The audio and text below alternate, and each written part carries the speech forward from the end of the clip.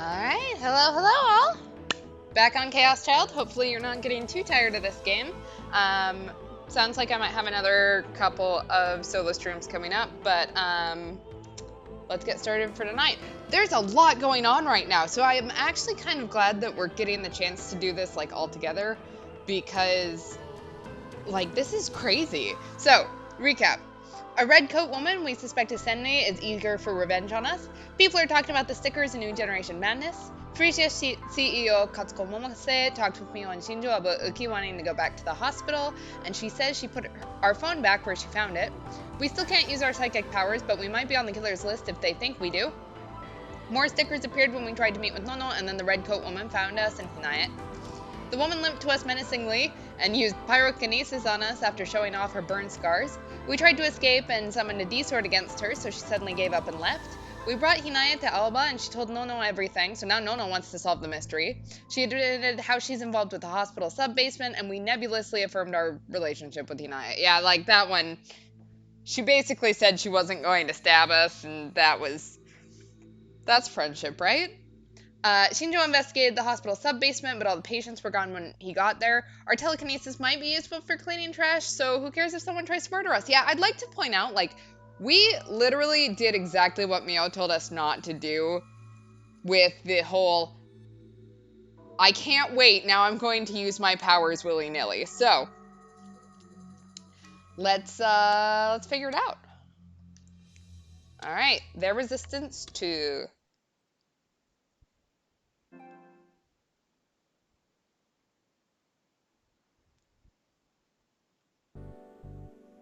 Alright, into the newspaper club. Everybody here? It had already been 3 days since Arimura and I had been attacked by the pyrokinetic. We'd been worried that she might attack us again, but until now nothing had happened. Thanks to that, we'd finally calmed down, and today I was feeling good enough to revisit what we knew about the case. First, before we get started, let me introduce you... Hey there! I'm Hinaya Arimura, and I'm always smiling! It's so nice to meet you all!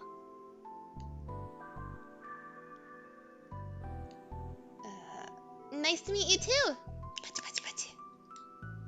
It was still hard to keep up with the way her mood seemed to change all the time. Sidika was applauding, but no one else was. Kazuki was playing SO2 or some game, like she always did. She turned around to take one look at Arimura and then went back to her computer screen. You know what, Kazuki? Mood. Arimura isn't actually joining the newspaper club, she's just helping us. I'm in the Lit Club actually, but there's no need to sweat the details. I'll be coming by as much as I can. For what it's worth, I'd already told all the newspaper club about Arimura's power. I mean, weren't we there? Or I guess weren't they there when we found out about it? I mean, I guess not Hana, but like Shinji and Serika were, so. Hey, Hina, can I ask you something? Sure. Oh, but my measurements are made in secret. Why does everyone, like, am I supposed to know my own measurements?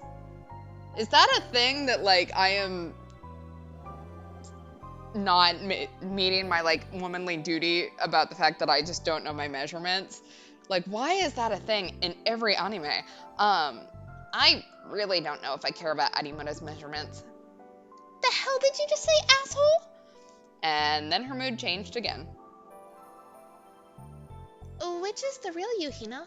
Sometimes you're cheerful and sometimes you're serious, but sometimes you're scared.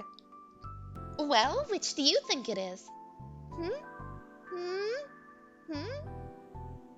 Come on, you don't have to think about it that hard. But what I can tell you is that knowing when somebody's telling the truth is a lot harder than you think, Seti. If you don't mess around a little, you can't survive. Huh? Serika seemed lost in thought, as if she didn't really understand. Oh, right, you. Kazuki jumped a little. Hey, you! You're first year, right? Oh, sorry. Can you say that out loud for me?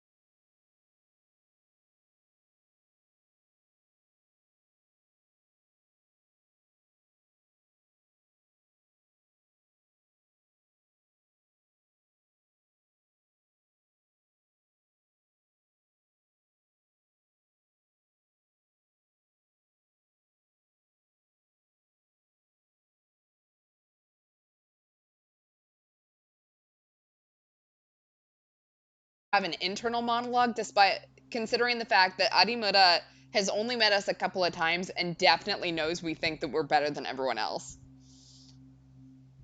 Okay, here's the hard part. Can I do it? As I focused as hard as I could, I saw it slowly appear in the corner of my eye. Okay, there it is. Now all that was left was to imagine my delusion infecting everyone else. Ah.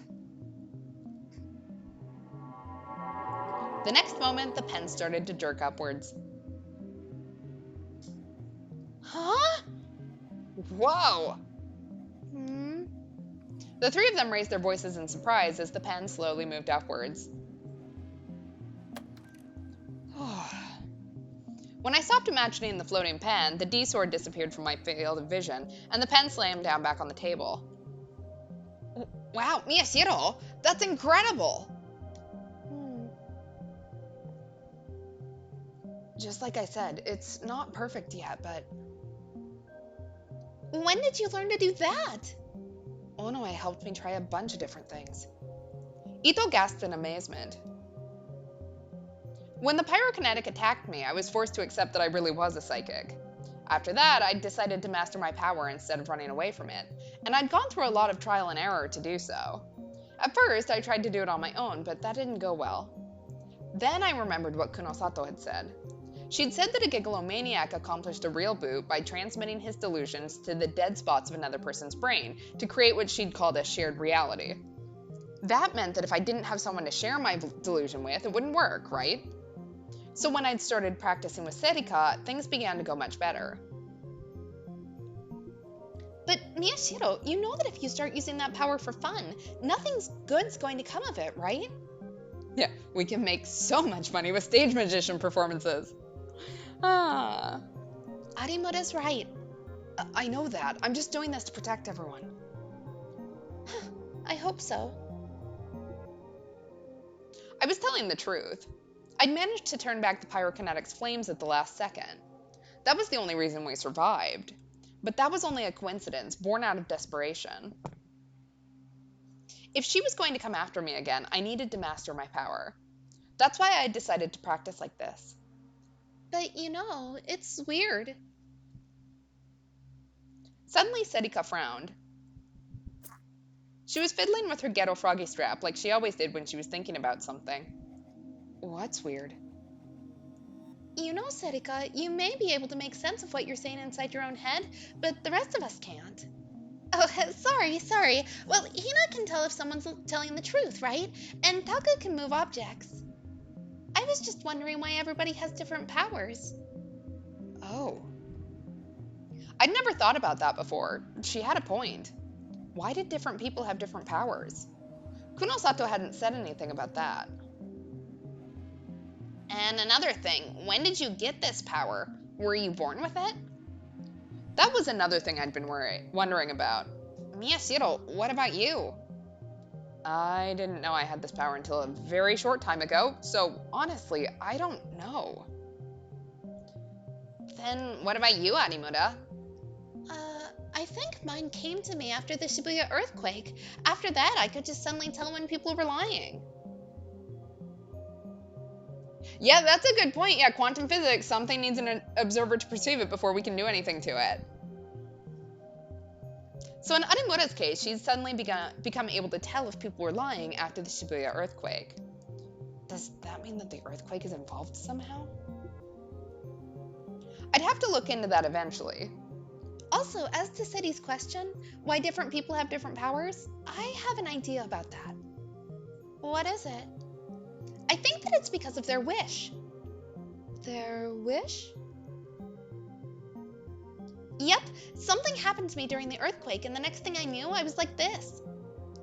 Something happened? Oh, come on. You know, I wanted to know the truth. Don't make me spell it out. It's embarrassing.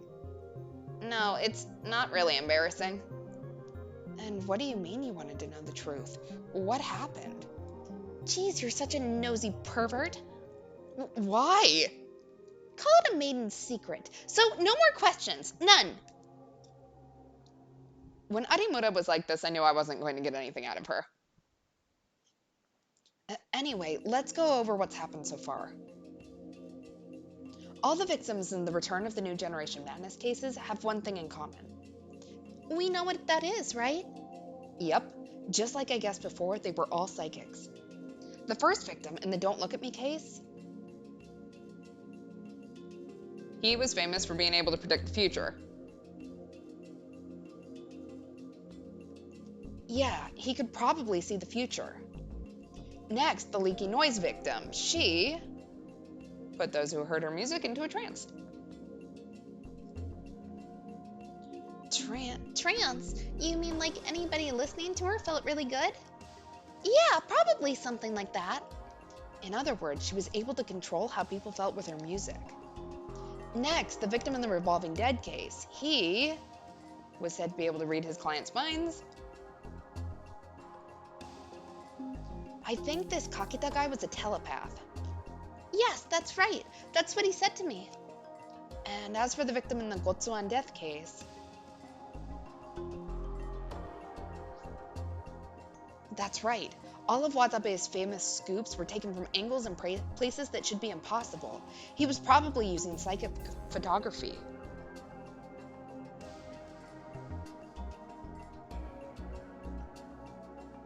So it's just like I said.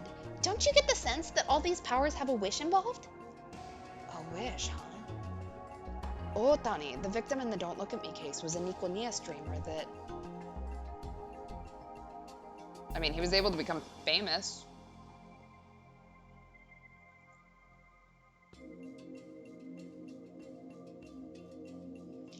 From what Shinjo said about Takayanagi, the girl in the Leaky Noise case, she became a popular vocalist.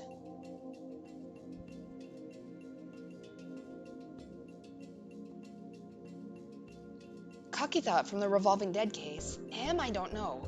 Arimura, do you know anything? He didn't talk about it much. I guess there was a lot of backstabbing at his job. But once he got his power, he didn't have to worry about that anymore.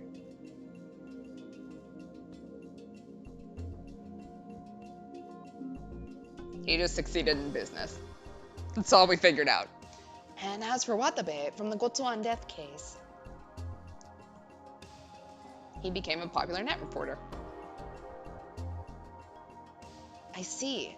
Looking at it, you may be right. In other words, their wishes had an effect on their powers? Does that mean that your power comes from a wish too, Miyashiro? Have you ever wanted to be able to move things without touching them? No, I couldn't think of any reason why I'd want that power. Oh, I think I know. Taku, remember after the earthquake when you were in a coma for so long? Oh. Come to think of it, you had a really hard time even walking back then. Just like Kurusu said, I'd been badly injured during the earthquake. Even after I'd finally woken up from my coma, just walking was incredibly painful.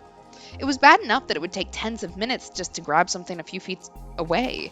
I'd hated that, and I'd wished 1,000 times that the thing I was trying to get would just come to me. Then that's where my power came from? Makes sense. We can assume your theory that these powers come from wishes is right then. Then that woman, the one who attacked us, her power comes from some wish too? Did she want to burn something? Why could she want to burn so badly? Us! Or at least, that's what she's decided on now. I've never heard of Big Order. But I will take your word for it. Maybe she wanted to roast yams? Is this really a time to be telling jokes? No, Ito. Seri seriously believes that. Seriously? Huh? Did I say something strange? Yeah, you did, Serika. Well, whatever. We can worry about why she became a pyrokinetic another time. There's one other problem we have to think about with her. Something important. I looked at the faces of everyone in the room. Whether she's behind all the murders so far. She had clearly been trying to kill us, but that didn't mean that she was behind all the murders. I looked back at the board. Kazuki, get the thing I asked for. I took the image that I'd asked Kazuki to print out for me. Nobody's been talking about it because of the return of the New Generation Madness, but there's been a string of recent arson cases in Shibuya. Everyone seemed to know this. They nodded. I'm going to compare the arson sites with the locations of the murders so far. First, here's where the Don't Look at Me case took place. And here's where the arson was.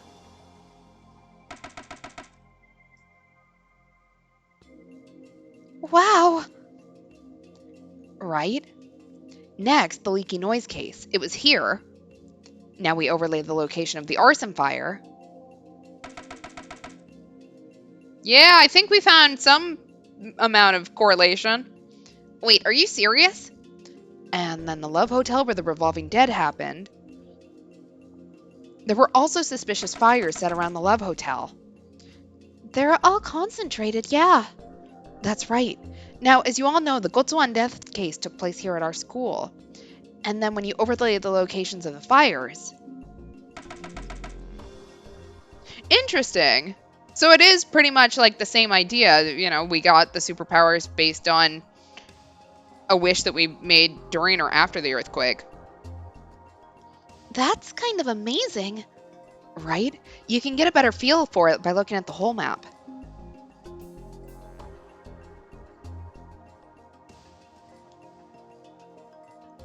Wow.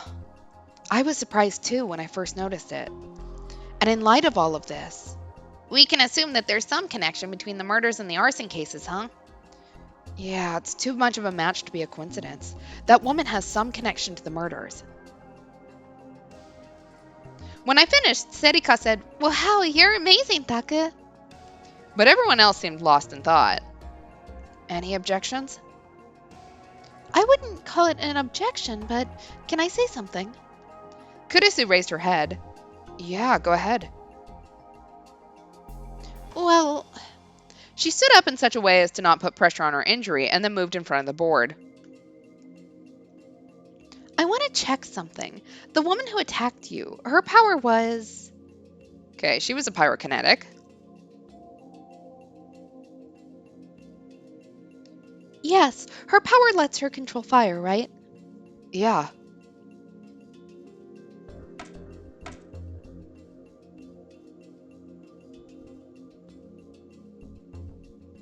But none of the murders so far have involved fire, have they? What was the first one? Don't Look at Me? And next was Leaky Noise? And then Revolving Dead? And the one that happened at the school was Gotsuan Death. It's so disgusting to give it names like that to murders. Look, none of them involve fire. Huh? You're right. Huh. Interesting. So there seems to be at least some sort of influence crossover thing.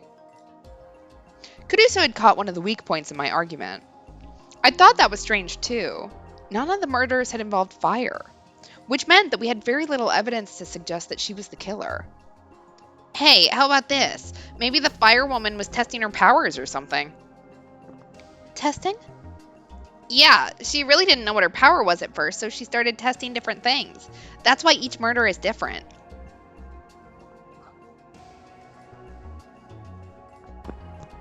Oh, I see. Sing, you're smart. Serika was impressed, but isn't that kind of hard to believe? Arimura said it before I could. Is it? It just seems like too much of a stretch, I think. I think so too. I see. Everyone fell silent. We'd only just started, but there was too much we didn't know. If she is the killer, then why didn't she use her fire? And why did she kill them like that? No, wait. I suddenly got an idea. Hey, Arimura, I've got a question. What is it? You were hanging out with Kunosato a lot, right? Not because I wanted to. Arimura's disgust was plain. She must have really hated Kunosato. She's doing research into psychic powers, right? Did she say anything about the number of powers a Gigalomaniac can have? The number? Yeah, I'd never really thought about it, but is there a rule that a psychic can only have one power? I don't know. I can tell you that Kunosato never talked about it, though. The way real booting works is that, in theory, as long as you could control the delusion properly, you could use any power you wanted. In other words, it's possible for a person to have multiple powers.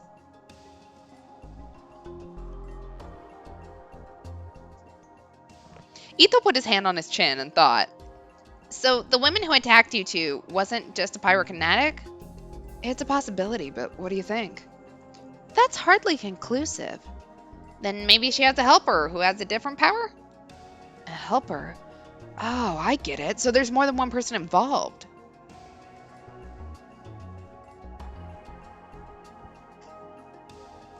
Or this takes us back to the start, but maybe the pyrokinetic isn't involved in the murders and the real killer is someone else entirely. In that case, the attack on you was completely unrelated to the murders, right? Yeah. Interesting. I guess maybe that's where they got the idea. I don't know. I mean, 3 years, like, you don't generally... I would assume, at least, that game development would have taken more than 3 years. So, I assume that it might just be coincidence, but... There were too many possibilities to really know what was going on. Hey, why don't we put this aside for now? We're probably not getting anywhere. You're right. Let's leave it for now. You told the police about the woman who attacked you, right? Yes. Did they tell you anything? The night we were attacked, we contacted Shinzo and told him what had happened, along with a description of our attacker. Arimura had said that she'd help draw a composite sketch, too. The police had decided to look for her as a suspect in the arson case. If they could find her, they'd arrest her for that. Once they had her in custody, then they could find out if she was responsible for the murders. He said he'd call us if he found something, but I haven't heard anything. I don't think they found out who she is. I see. Then there's nothing else we can say about her. I think so. My throat was dry from all the talking, so I looked inside my bag. Of course, I'd brought a Mountain View. Sweet, sweet gas fuel. I opened it and took a gulp. Everyone else grabbed a drink of their own and took a moment to relax. Oh, there's a few other things I've been wondering about. Can we talk about them too? Sure, let's do it. First, all that the victims were psychics, right? How did the killer find that out? Ito's question was a good one, and one I'd known was coming.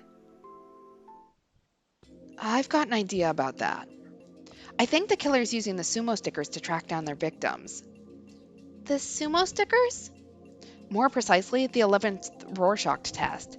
Remember what we saw in the basement of AH Tokyo General? Any psychic who sees that sticker has a very strong reaction. Arimura and I have both experienced that for ourselves. Just remembering it makes me feel a little sick. Arimura closed her eyes and put her hand over her mouth. She must have felt like she was going to throw up. Yeah, that's a possibility. Like, it makes a little bit more sense now that we've had to do all of our unlocking with Serika. If, you know, the whole quantum science thing, you know, like, we have to have an observer do it with us. But the problem is that I don't... It's been a while since we've done, like, the Love Hotel, but I don't remember having, like, the strong mental images that we're having to do here.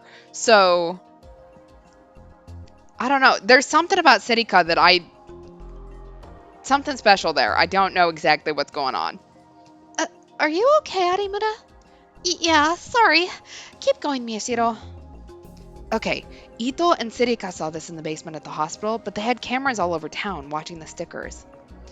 They were finding people who had the potential to be psychics to, experiment on them underground. I could see Kurisu's expression cloud. She'd probably remembered her friend, Minamisawa Senni, who'd been a test subject down there. It hurt to see her like that, but I decided that I had no choice but to go on anyway. So I think the killer might have come from there. If she knew the secret of the stickers, it would be easy to find psychics, right? She just had to look for people who had a bad reaction when they saw it. For one thing, that woman attacked us when she saw us panicking over the stickers. Then the killer's using the cameras down there? No way, you need a card key to get in. And that place is basically abandoned, right? Nobody was watching the stickers and nobody was doing any experiments. No, even without that facility, they could watch the stickers. Huh? Kurusu nodded as if she understood. I know what Takure means. They didn't have to watch via the cameras. They could just stand near the stickers and go after anyone who reacted like Takure and Arimura did. That's right. I think the pyrokinetic was waiting near the stickers too, like a spider waiting for something to wander into its web, and then Arimura and I happened by. That would take a long time, though. It's not impossible. But wait, we won't get any further debating that. Let's go on to the next point. We keep leaving questions unanswered. Is that okay? We don't have a choice. Our goal right now needs to be to get as many questions out there as we can. Ito, is there anything else that's bothering you? Yeah, 2 more things. Ito asked his 2 remaining questions. Summed up, this is what they were. Why are the murders taking place on the same day as the New Generation incidents? And why are they happening at all? It's like the whole point of this is to attract a lot of attention. Yeah.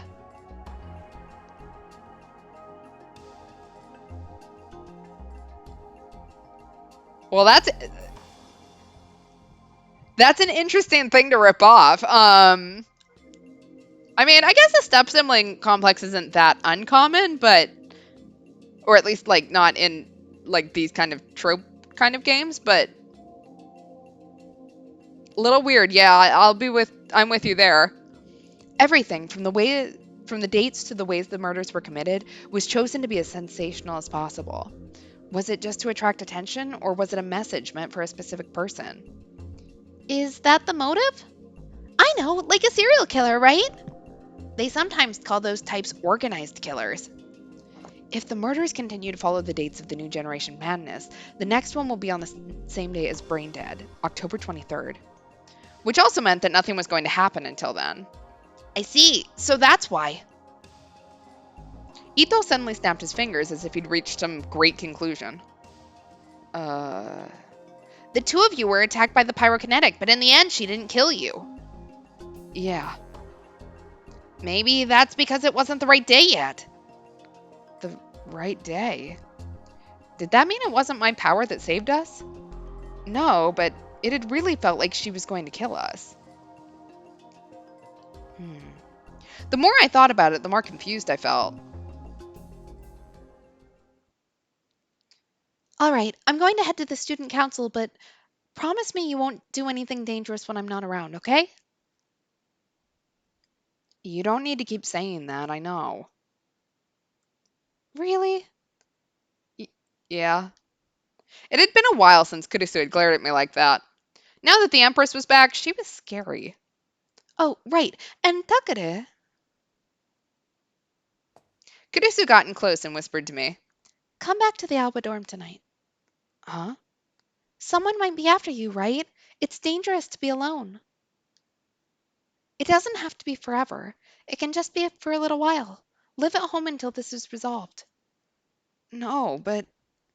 No complaints. If you don't come back, I'll come and get you. Bye. Hey, wait. Before I could say anything, she ran off to the student council room. You're the student council president. You shouldn't be running in the hallways. What did the vice president say? No, nothing. Just some personal stuff. She wanted me to go back to the dorm? What should I do? There was no real need to listen to her, but knowing Kurusu, she might actually come barging into my RV. But you know, there's just so much we don't understand. Yeah. My head's starting to hurt. Right, Taka? Taka? Huh? Yeah, you're right. We hadn't really learned anything today. We had no proof, just a bunch of guesses. Hey, why don't we talk to Kunosato? Kunosato, huh? She might know a lot that we don't, right?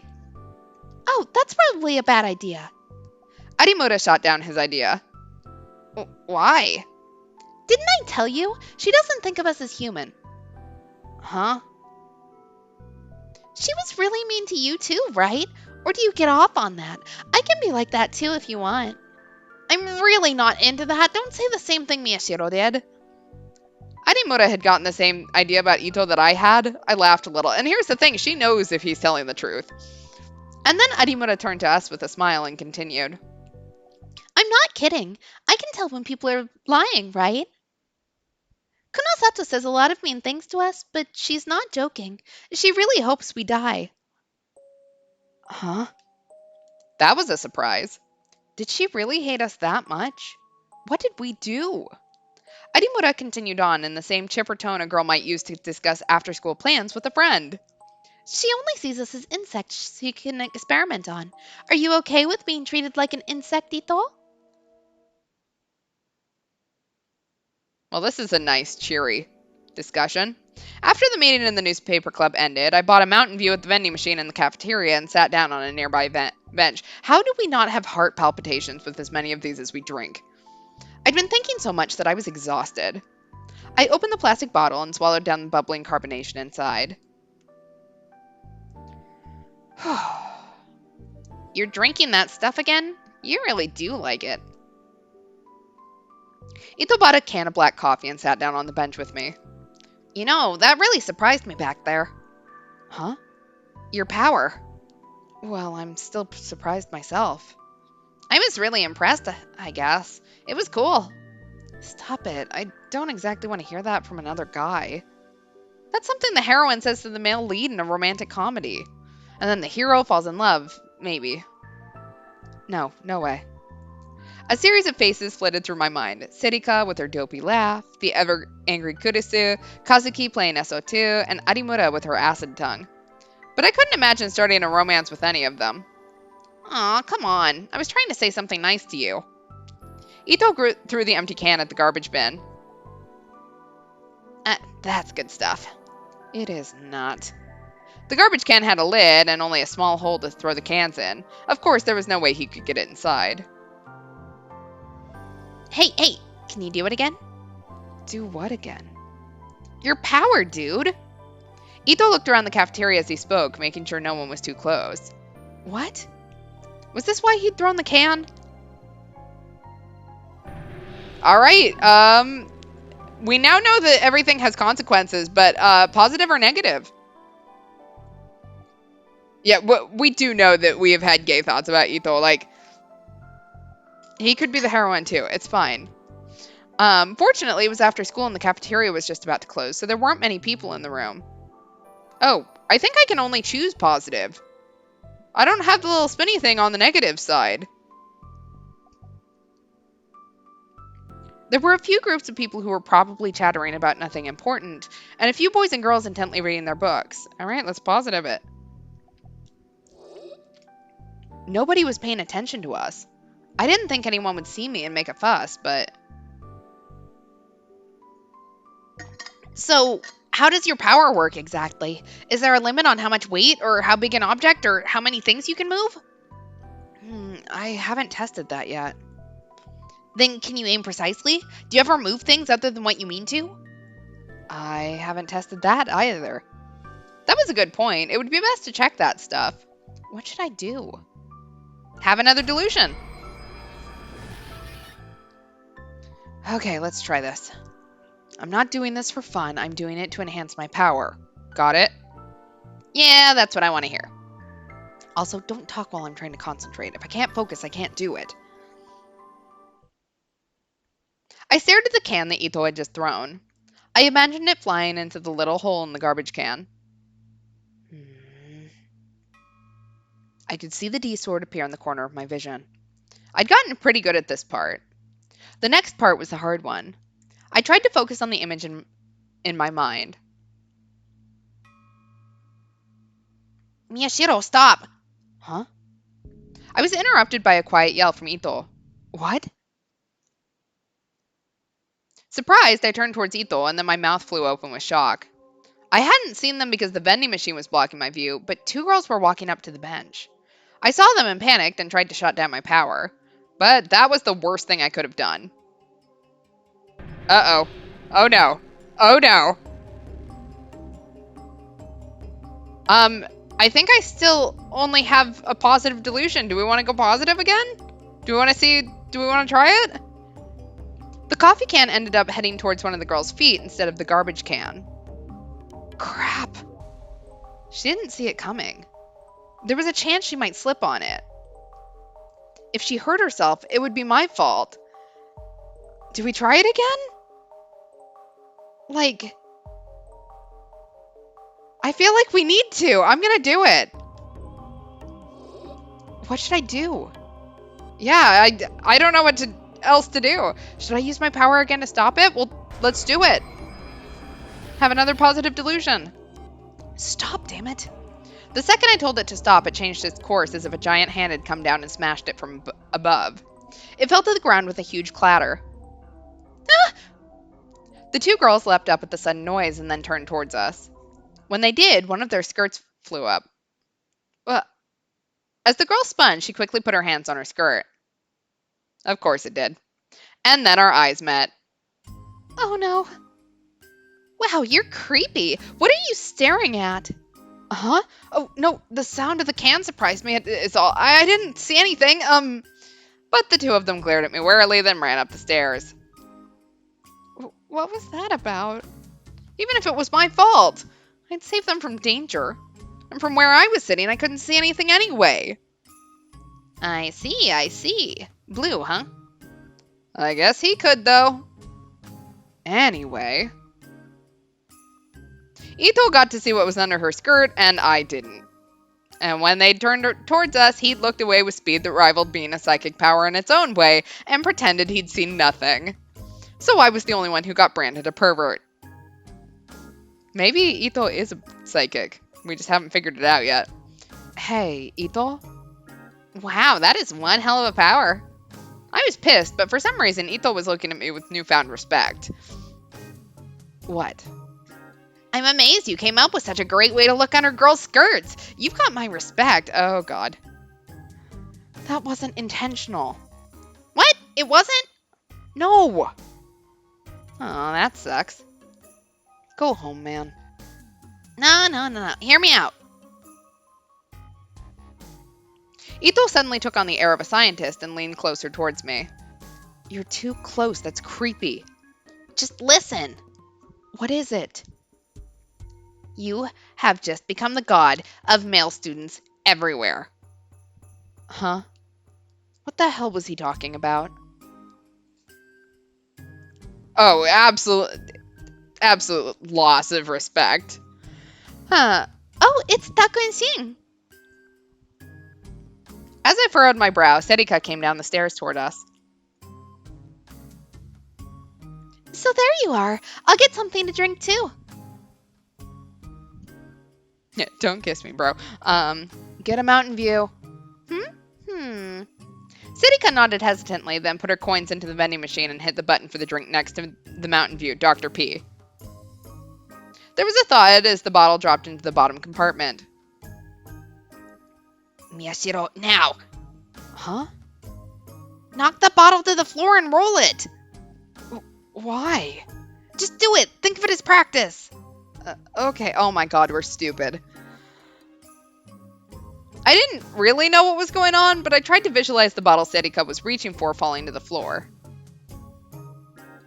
The D-sword was still there in the corner of my eye, and it was easy to send the image into both of their brains. Ah! The bottle flew out of Serika's hand just like I wanted.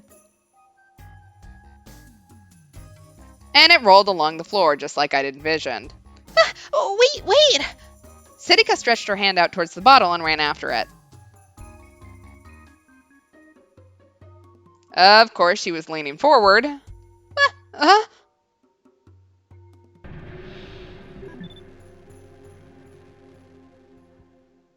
All right, do we have another delusion? Just like I thought. Pure white lace. Oh my god. Yeah, we're gonna do the delusion. I don't know what the delusion's gonna be, but from where Ito was looking, he could see her perfectly. You asshole!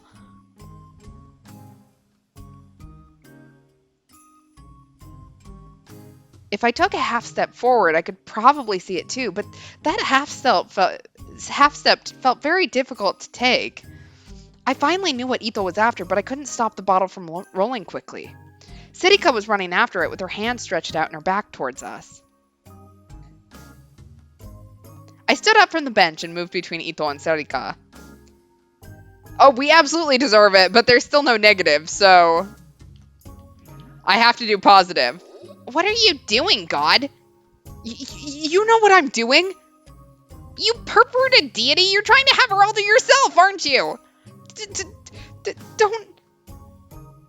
Well, like, it's not that I've forgotten we can choose neutral, but I'm hoping that we can somehow fix this, because Serika running after a bottle and just letting her do it does not seem to fix the problem. So, like, I'm hoping there's still some brain cell in there that is just going to put it back in her hand. And we can end this finally. I could be wrong here, but we'll find out. Don't call me a pervert.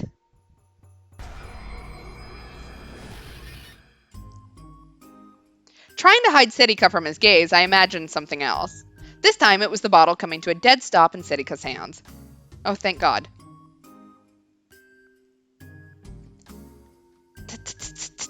Ha! I ended up saying something weird, but this time I used my full powers to stop her. But then, Oh, hello, everyone. How does this keep getting worse? Wait, what are you doing, Seri? Kurisu, Arimura, and Kazuki were all coming down the stairs. Why now, of all times? I became totally distracted, and instead of the bottle coming to a stop, I imagined something entirely different. I regret everything. Our conscious won out. Except for then we attempted to do something good, and this is not going to end well. It was probably because I'd imagined what Ito had just witnessed, but I ended up thinking about a naughty article I'd just read in Cool Cat Press. Oh no. I'm so sorry, Serika. I was trying to help you. How to take the girl you want to bed. Tell from her underwear whether she's up for it tonight was the name of the article. It had pictures too. I don't know why you need pictures. If they match, she's probably into it. Otherwise, they're not matching because no one fucking coordinates that. I remember saying, if the girl's showing you her underwear, of course she's up for it. But all the girls were wearing different kinds of underwear. After taking a moment to appreciate, from an academic standpoint, the variety of underwear on the offer, I started trying to guess what kind of underwear Serika would pick, or maybe Kurisu, because that's a normal fucking thing to do. No, don't be stupid. Oh no. I am so sorry. I made a mistake. Don't think about that now. But the more I tried to stop it, the stronger the strange vision became. And suddenly I heard the sound of my destruction. Huh? There was a small rustling sound as Arimura's skirt... Oh no. Yeah, we can't help the impulsive thoughts, but we did... We started from a good place. We're just maybe not going to end it in a good place. Slowly but surely and steadily started to rise. Huh? Ooh. It went up past her knee socks, and then higher and higher. I just need someone to hit me at this point. Huh? Arimura stood there for a moment in shock, and then realized what was going on and grabbed her skirt from above. Huh? Kurisu and Kazuki were looking at her with wide open eyes. I don't even know what to do at this point. Shit! This wasn't good! Serika would probably laugh and forgive me. Actually, she might not even realize what had happened. But I wouldn't be that lucky with Arimura. Like, what? Do we do neutral in the hopes that we can, like, dig ourselves out of it? Or, like, do we... I don't even know what to do at this point.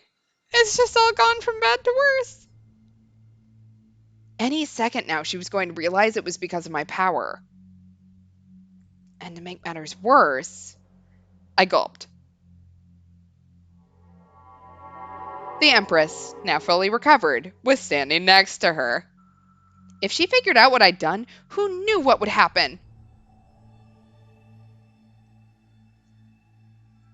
I don't know. We're going neutral on this one. I cannot imagine this is going to end with a harem ending. This might end with Kurusu beating us to death. But I tried to come up with some way to get out of this situation.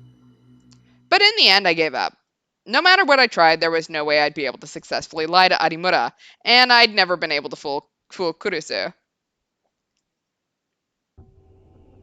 Takure, Ito, why don't we have a little chat in the club room?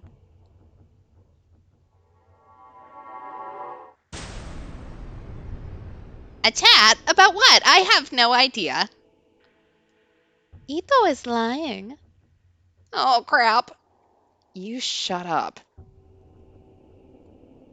We deserved that. 30 minutes later. I'm very sorry. Ito was kneeling on the floor, surrounded by the girls. After 30 minutes of a newspaper club inquisition, it was decided that Ito was at fault. I'd done some things that weren't very good either, but in the end, I'd managed to make them understand that they were mistakes. Whew. You'd really better not do this again, Ito. I'm very sorry, I'll never do it again. Ito bowed so low his face touched the floor. That's right, get madder. That's what you get for putting me through that. And anyway, you shouldn't have played along, Takure. You always get like this whenever somebody gives you a compliment. That's right! Miyashiro might not look like it, but he's filled with perverted delusions. And he's got a lot of naughty books hidden away. Takure, is that true? Didn't I tell you not to do that? No, Ono is just misunderstanding. I don't have any books like... Wait, why are you getting mad at me now? Justice was administered somewhat fairly. We probably deserved more than we got there, but, you know. We did try to fix it, just badly. You too, don't look at me that way. Ahem. Anyway, listen, you two. From now on, no using your power for weird things. I won't let you. Promise? I promise. No, I mean, I never wanted to... Promise me. Okay. Ito bowed low on the floor again, and I did too. October 15th, 2015. Thursday. Well, we lived. The medical examiner system. It's a legal system that allows for a coroner, as well as a doctor who's been given permission by the area's governor, to dissect a body that's died under suspicious circumstances and determine the cause of death. This system is only in use in Yokohama, Nagoya, Osaka, and Kobe, as well as the 23 wards of Tokyo. Many people believe that Japan lags behind the rest of the world in this area, and every year there are calls for the system's expansion, but as of now there are no signs it will actually take place. This system allows for an examination, or in some cases an autopsy, to determine the cause of death in accidents, or when a person has died from disease or an unknown cause. The work of the medical examiner is done as follows. In the event of an unusual death, first the forensic officer conducts an examination, followed by a postmortem from the medical examiner. A postmortem is the process of having a doctor determine the time and cause of a body's death. If the death is ruled to not be abnormal, a death certificate is created and the process ends there. If the death is ruled abnormal, the body is sent to be autopsied. If the cause of death can be determined, the body is then turned over to the family. If the postmortem examination fails to determine the cause of death, only then does the examiner conduct an autopsy. And if it is judged that a crime was involved, a further, more expansive judicial autopsy is performed. But such an autopsy had already been performed on Tomoaki Watabe. It was extremely unusual for a second autopsy like this one to be performed. Well? Shinjo averted his eyes from the coroner's knife. He'd been to many judicial autopsies, but it was something he'd never gotten used to.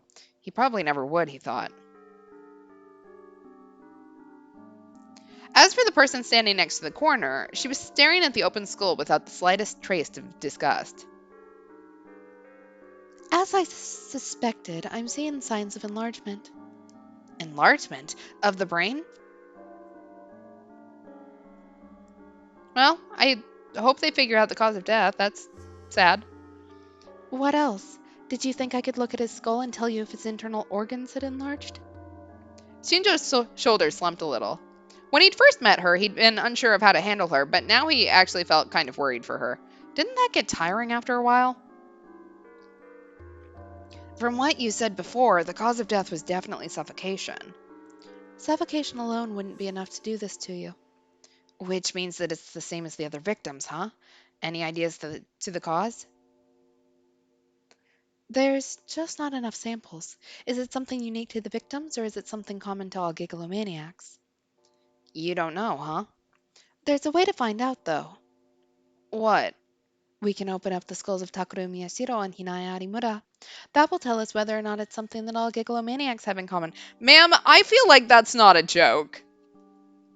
Yeah, it was extremely unusual, but Prosecutor Edgeworth made a sudden request for a second autopsy. Don't be stupid. We can't do that. I'm joking. We've got CRT scans and MRIs now. There's no need to chop open their skulls. What? Is it so surprising that I would tell a joke? No. Shinjo thought to himself that she probably wasn't joking. She didn't like gigalomaniacs. She hated them. And from the bottom of her heart. He didn't know why she despised them so much. Of course, there was probably a good reason for it, but he wished she would tone it down a bit. They probably didn't become gigalomaniacs by choice, and more than anything, he didn't want to lose their help with the case. Yeah, I don't know if she wants an excuse to eat our brains or just, like, poke around in there, but she would not be opposed, I have the feeling. So, what's the plan for the investigation now? If there were still test subjects under the hospital, there were things the police could do, but when he'd gone down there wasn't a trace of anything left. We've got evidence if we need it, though, right? Kunosato's voice was cold as ever. Evidence? Why do you think I brought that girl out of there? Make her tell you everything she knows. Come on, she's just a kid. She's not a kid. She's a dangerous gigalomaniac. Huh. Shinjo rubbed his temples, unsure of what to say. October 15th, 2015. Thursday.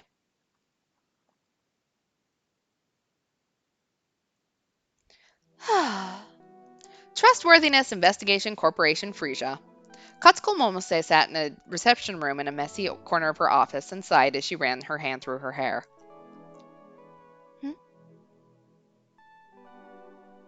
Please, let me go home. Please, let me go home. No matter how many questions she asked or how she tried to get her to talk, that was the only answer she would get. Sometimes she tried asking if there was anything she wanted or if she felt like eating anything. But the answer was always the same. Please, let me go home. She hadn't made even the tiniest bit of progress since the girl had arrived. Even the endlessly patient Momose would want to sigh after all that. She still didn't know where this Uki Yamazoe girl was from or how she'd ended up in that hospital. But from what she'd seen, there was a chance she'd have endured significant abuse. And then she was suddenly rescued from it and taken to a completely different environment, so she must have been very confused. She knew from experience that victims like that needed to be treated very carefully. If I don't get back quickly, everyone will have trouble. She kept repeating the same lines like a broken audio player. Momose was starting to think it was time for a different approach. She didn't know what would happen if she told the girl this, so she'd kept it a secret until now. But maybe I need to tell her and make her face reality. Please, I need to go back there. I guess I don't have a choice. I'll try telling her. Once she made a decision, she didn't spend any time on second thoughts. This was both an advantage and a disadvantage. Listen, Uki? Yes? If you really want to go back that badly, I can tell you something. Huh? You're letting me go back? Thank you. Listen to me. No matter how much you want to go back, it's impossible now. Impossible? Because the place you were in, that place under the hospital, it's gone now. Huh? Momose was relieved to finally see shock on Uki's face. Good. She does have normal feelings. Like Kurusu had said, they hadn't done any operations on her that would destroy her ability to experience emotions. Right after you came here, that detective, the young one who looks tired all the time, he said he went to that hospital. The girl simply listened to Momose speak, her eyes wide. Momose kept talking, watching her carefully. And he went to the autopsy room, was it? And then to the basement where you were. But there was nothing there, he said. The room you were in was empty. But then where did everyone go? What about all the people there? He said there was no one there. No one? Uki seemed to be trying her best to understand what Momose just said. And then... You're lying. You're lying. You're lying. Why would I lie? It's true. But then what do I do? What do I do? Tears started to silently fall from Uki's eyes.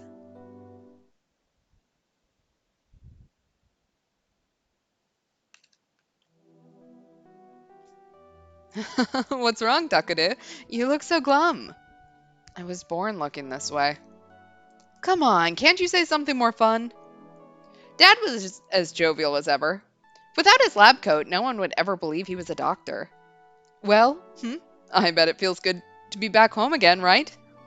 No, not really. Well, you've just started living on your own, so maybe you don't realize it yet. But eventually you'll come to know that home is where the heart is. In the end, I'd come back here to Alba Dorm, because Kurisu had told me to do so at school. Someone might be after you, right? It's dangerous to be alone. It doesn't have to be forever. It can just be for a little while. Live at home until this is resolved. Yeah, I have resting bitch face. I wasn't her slave or anything, but just like she said, it was dangerous to be alone right now. Especially when we didn't know who the killer was or what they were after. If someone was nearby, it would be easier to get a hold of Shinjo and his allies if I needed to. And I was probably never going to be able to tell this to Kurisu, but the feelings I'd felt when I'd left home were starting to disappear. After seeing Kurisu get hurt or try to protect me, or cry for my sake despite being such a strong girl, I'd started to understand some things that I hadn't known when I'd left. What the hell, damn it? I realized what I was thinking and shook my head. No way. I wasn't like Yuto, who could never seem to get away from his sister. Hey, why are you turning red? Nothing. Anyway, go put your stuff away. Nono's kept your room clean. Oh. Dad didn't get mad when I left or when I'd come back. Come to think of it, he'd only said one thing on the day I'd left. Once you understand why Nono felt she had to do what she did, come back. Bye. I'll go put my stuff away. Hey, Dad, is it true that Brother Takada is coming back? As I went towards my room, Yui appeared. I could see Yuto behind her. Yup, he's back already. Oh. Yui's face almost broke into a broad smile when she saw me, but she quickly forced herself to assume a strict expression. What are you doing? Uh-huh. You have to clean the bath and the kitchen and the hallway. You and I have been doing all your work for you while you were gone. Oh, sorry. I apologized without thinking. So you're going to do our jobs for a while now, okay? Got it? Yeah. Brother Takaru, it's fine. It doesn't bother me. No, you need to be strict about this. Formality, even between friends, is a Japanese saying, right? But if you tell him that, he'll go away again. And after he just came back, too. I said he has to, and that's that. Hey, Takaru, don't you think Yui's starting to turn into Nono? Yeah, especially when she's mad. Did you say something? No, nothing. Sorry. Yui put her hands on her hips and puffed up her flat chest to glare at me. She did look like Kurisu when she did that. Brother Takaru is only so selfish because you spoil him, Dad. Oh, now she's mad at me, huh? So, Brother Takaru, you're not going anywhere again, are you? Huh? No. You know how sad Big Sis Nono's been since you left, right? And Yu's missed you a lot, too. I see. And no, it hasn't really bothered me. And suddenly the expression on her face changed. It hasn't, but... Hey. Huh? Yui? Stop that! I'm not good with that stuff. I can't handle it when people cry. It's nothing. Yui covered her face with her hands and then ran into her room. Yeah, you have 6 years of chores to catch up on if you want to earn the Christmas presents you missed out on. Exactly, this is important. Yuto followed quickly after her. Dad scratched his head and sighed a little as he saw them go. Go on, go put your stuff away, Takure. Okay. I got away as quickly as I could.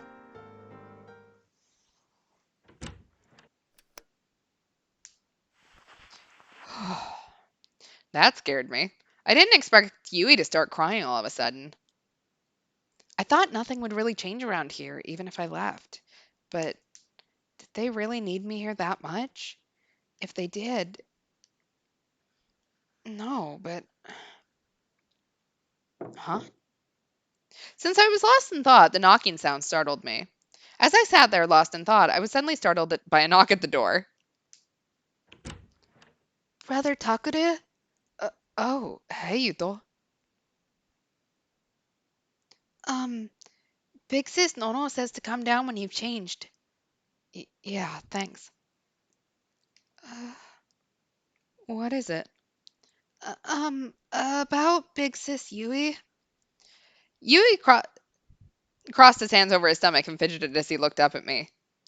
She was mad about a lot of stuff, but she said she really wanted you to come home, so she wasn't really mad.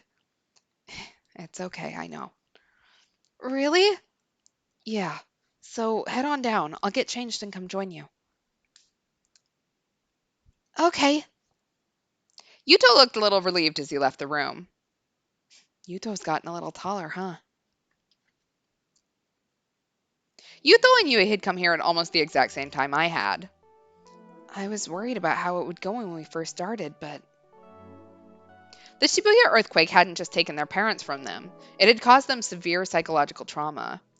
During the earthquake, Yuto had been trapped in a dark place for a long time, all by himself. As a result, he was still terrified of the darkness and being alone. That was why he still clung to his sister. And Yui, after the nightmarish incident she'd gone through during the earthquake, she'd become afraid of men. At first, she was even afraid of me. But over time, we started to open up to one another. When I'd left, they seemed to be doing a lot better. And now, Yui had her act together even more. And Yuto was still young, but he did seem a little more grown up than he had before. Even if the world didn't look like it had changed, time was still passing. But what about me? Had I changed? Okay, it's ready. All right, let's eat. Let's eat. Oh, feels like forever since we've had sukiyaki. What are you talking about? We had it last month. Listen, that was chicken. You can't call it sukiyaki unless you make it with beef. We don't have the money to waste on that. It's a certain someone's fault for saying we can't take money to treat people when they're in trouble. Well, not that it bothers me. You don't have to put it like that. Show me some more respect. Right. Here, Takure, give me your bowl. I'll give you some. Kurusu reached out her hand to me. Huh? I'm fine. You are not fine. You haven't been eating right lately, have you? Just give me the bowl. Kurusu grabbed the bowl from me and heaped the beaten egg high with meat and vegetables. Here, make sure you eat. Oh, okay. Now I really want sukiyaki. Brother Takure, there's some meat here. Take it. I've got enough, really. What? You'll eat Big Sis Nono's meat, but not mine? Are you pretending to be a drunk old man or something? Hey, wait, guys, the meat's all gone. It's first come, first serve. That's what you always say. You always say it. I just said you should show me some more respect. Everyone was seated around a single pot, eating dinner. I thought that the only point of dinner was to eat until you were full, but... Takure, Yuto, there's more meat in the fridge. Have some. Hey! You need to lose some weight, Dad. Eat your vegetables. You know, I don't remember raising you to be like that. Even if you don't remember it, you did. So give up. Part of me enjoyed sitting around the table and listening to everyone's conversation. Oh.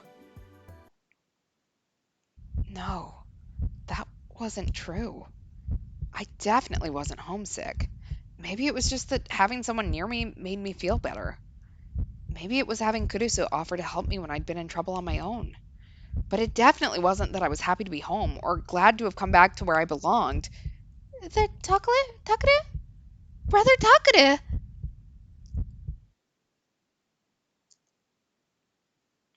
Huh? What? You want some tea or not? I've been asking and you keep ignoring me. Oh, sorry. You know him. He's probably thinking about something overly complicated. What do you mean overly complicated? I never overcomplicate things. Right, stop. No one cares. Do you want some tea? I'd rather have some Mountain View. We don't have any here. Yuto, what is it? Why are you smiling? It's just more fun having everyone here. You look really happy too, Big Sis Nono. Do I? Yeah, maybe I do.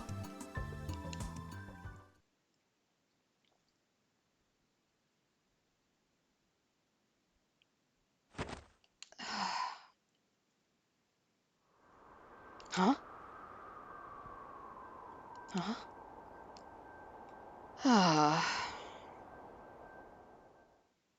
It didn't work. I'd gotten a lot better at seeing my D-sword, but I still didn't know how to grab hold of it. Yeah, that's why he left Alba. They ran out of Mountain View. I asked Darimura for help, but her answers weren't really helpful. Unlike with my psychokinesis, all I needed to do was draw my D-sword from the Dirac Sea. I should be able to do it alone. But when I was by myself, it was just an illusion. Unless I rebooted it, I wouldn't be able to use it to attack or defend. If I wanted to use it as a weapon, I needed to share the delusion with someone else, just like with my other power. At least that's what Arimura had said. But before that, I needed to be able to grab hold of it. Damn it, one more time. Ugh. Reach out your arm. Fix the image of the sword in your mind. God damn it. Whenever I tried to get close to the D-sword, it moved away from me like a mirage. If I just flailed my arm at it, I couldn't reach it. My hand's starting to go numb.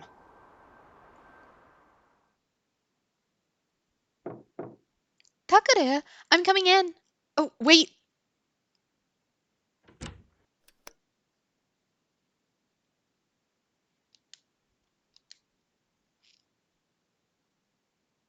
I had my hand stretched out like a TV hero in the middle of his transformation. And Kurusu was staring at me, her eyes wide. No, it's not what it looks like. I'm teaching Yuto a new transformation pose. Yuto says he's too old for that stuff now. Huh? He does? Kurusu put her hand on her cheek and sighed. If you're planning on becoming a real hero on your own, give it up, okay? I am not. How old do you think I am? No matter how old you get, you always act like a kid. And then she stared into my eyes. I could tell that she wasn't blaming me and that she was genuinely concerned. Takure, sit down over there, okay? No, I'm just about to take a bath. Just sit down, all right? Oh, okay. I sat down on the bed as I was told. Takure? Kurusu took a step towards the bed and looked down over me. Humans are strange creatures. Whenever someone looks down on us, they seem bigger and more powerful. I quickly stood up and looked down over her instead. When I first met her, she was almost at eye level with me, but now, I'm not training to try and do something bad. Someone's after you because of your powers. If you keep trying to use them like that... It's the other way around. If I can learn to master them, I can protect myself, and I can protect everyone in the newspaper club or here at Alba Dorm. But that's the police's job, right? I don't think the police are going to be able to save us if we need it. But... What about you, Kurusu? You always say you're going to protect us, but what are you going to do if a psychic attacks? I'll... See? So I've got no choice but to learn how to use my powers. Kurusu stared down at her feet silently. Then she raised her head and looked me in the eye. Listen, Takure. I've known you for a long time, so I can tell what you're going to start thinking. What I'm going to start thinking? You're going to put yourself in danger. You'll try and use your power to catch the killer, maybe. I gulped. I hadn't really thought about it yet, but knowing me, I'd probably... No, definitely think that. What? You're not a psychic, so how do you know the future? I always know you, right? Even without any psychic powers, I can tell exactly what you're going to do. Anyway, please, just focus on protecting yourself, okay, Takare? Please. Okay. Okay then, pinky swear. Huh? Pinky swear? Are we supposed to be little kids? No way, that's embarrassing. If you lie, you're going to get a lot worse than being forced to swallow 1,000 needles. And that's really scary. Then the heavens intervened to save me, and a phone rang out like the Hjallarhorn. I apologize, I just murdered that. It's a horn held by the god who guards the gates of the gods in Norse mythology. Its sound is said to herald the arrival of Ragnarok.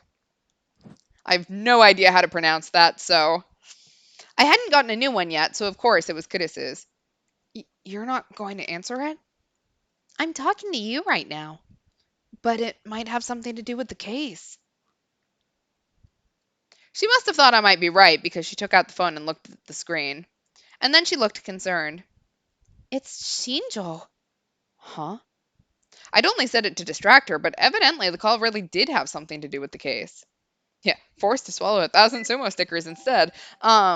She quickly hit the answer button and put the phone up to her ear. I watched her nervously. Hello, this is Kurisu. Yes. Yes? Yeah. On the other side of the phone, I could hear a note of concern in Shinjo's voice. I couldn't tell for sure, but he seemed to be saying that someone had gone missing. No, they haven't. They shouldn't even know where this place is to begin with. Huh? Takare? What? What did I do? Kurisu moved the phone away from her ear and turned back towards me. You know that Yamazoe girl, right? Huh? Yeah, the girl we saved from the hospital basement. She's gone missing, he says. What? She was missing? He wanted to know if you'd taken her. Of course not. I've been with you the whole day. That's right, yeah. Give me the phone. I want to talk to Shinjo. I reached my hand towards the phone.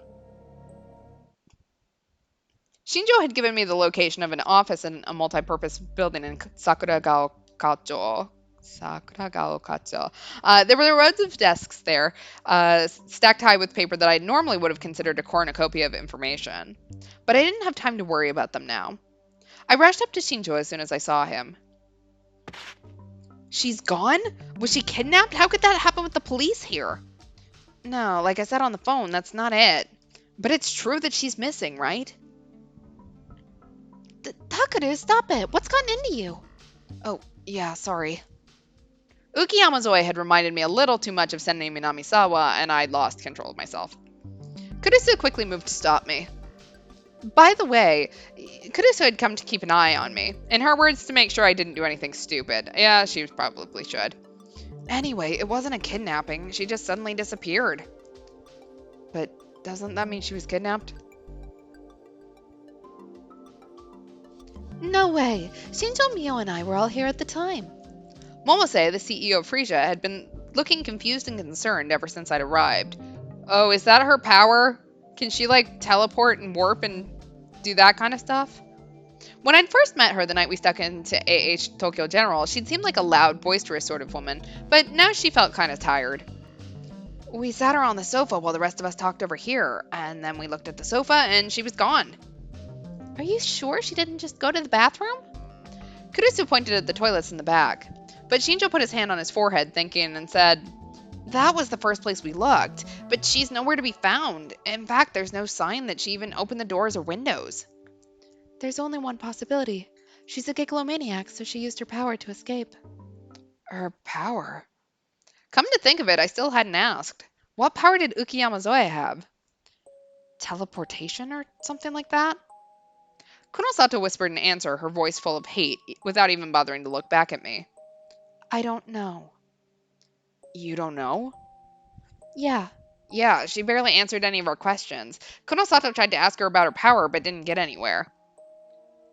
If it was teleportation, she would have left a long time ago, but she didn't. Uki is a little special, and that's what got us. Special? I've been thinking that maybe we should turn her over to an orphanage. And I was just talking with Shinjo and Mio, and they both gladly agreed.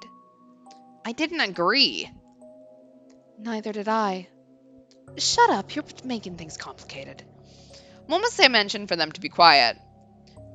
So anyway, they agreed, and I took Uki down to the parking lot and tried to get her in the car. I know someone who runs a facility like that, and I wanted to visit them. Then you were the one who took her away. So why was everyone upset that she'd disappeared? Momose had taken her outside. There was no mystery there. As Kurisu and I stood there with our mouths hanging open, Shinjo interrupted. At least that's how it went in her dream. Huh? Her dream? No, it really happened. I can remember the sensation of her hand and the rumble of the car when the engine started. It was all real. But the moment you tried to get Uki in the car, you came back to reality, right? And then you were in your office talking with us. Yes, that's right. We never spoke about any kind of orphanage, and we never saw you leave. You were here talking the whole time, I'm sure of it.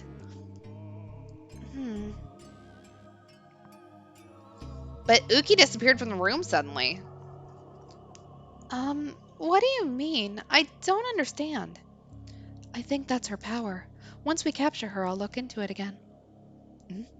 Kunosato's use of the word capture pissed me off.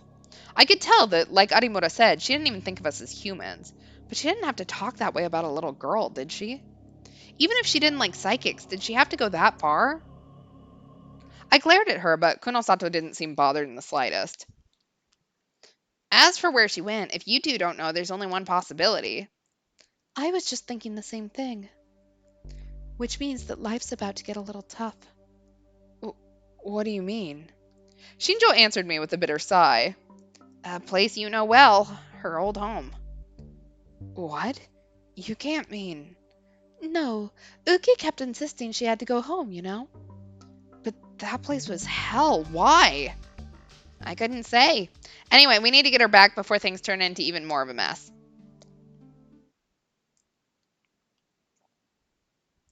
Takare, hey, Takare. Shh, what if they catch us? An hour had passed since we'd first spoken to Momose at Frisia. Kurisu and I were hiding behind some plants near AH Tokyo General Hospital. You have to let them handle this. If we amateurs screw up... That's not happening. I'm finding Uki Yamazoe and taking her back to Alba Dorm. What? Why? I'm not letting Kunosato have her. I was gritting my teeth hard in anger.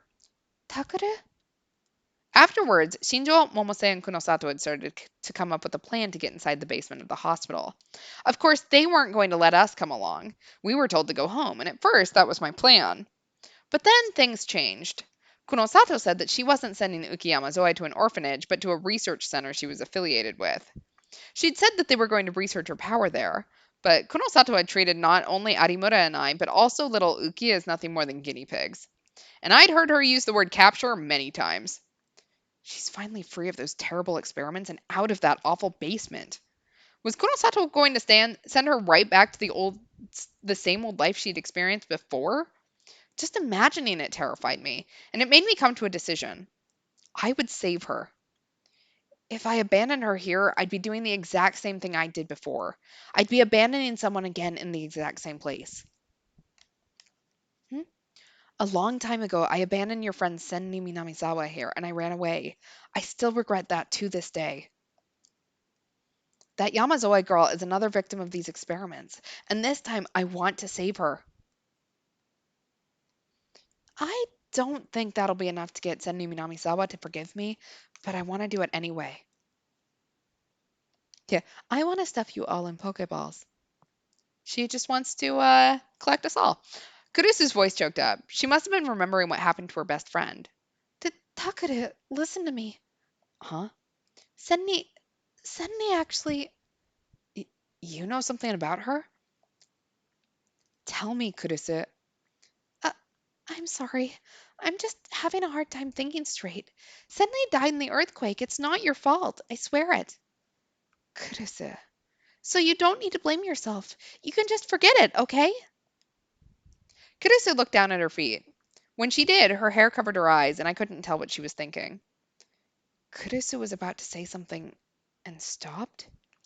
Just as I was about to ask, I heard soft footsteps. They're here? Momose's van was in the same alley where she'd picked us up before.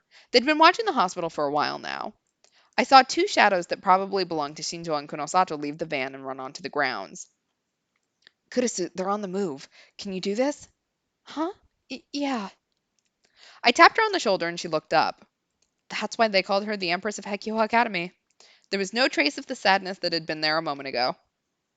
Sorry, I was just remembering Senni, but I'm okay now. Honestly, I'd rather you wait here. But I couldn't reel boot on my own. I needed a partner no matter what. What are you talking about? I'm not sitting out here and worrying about you.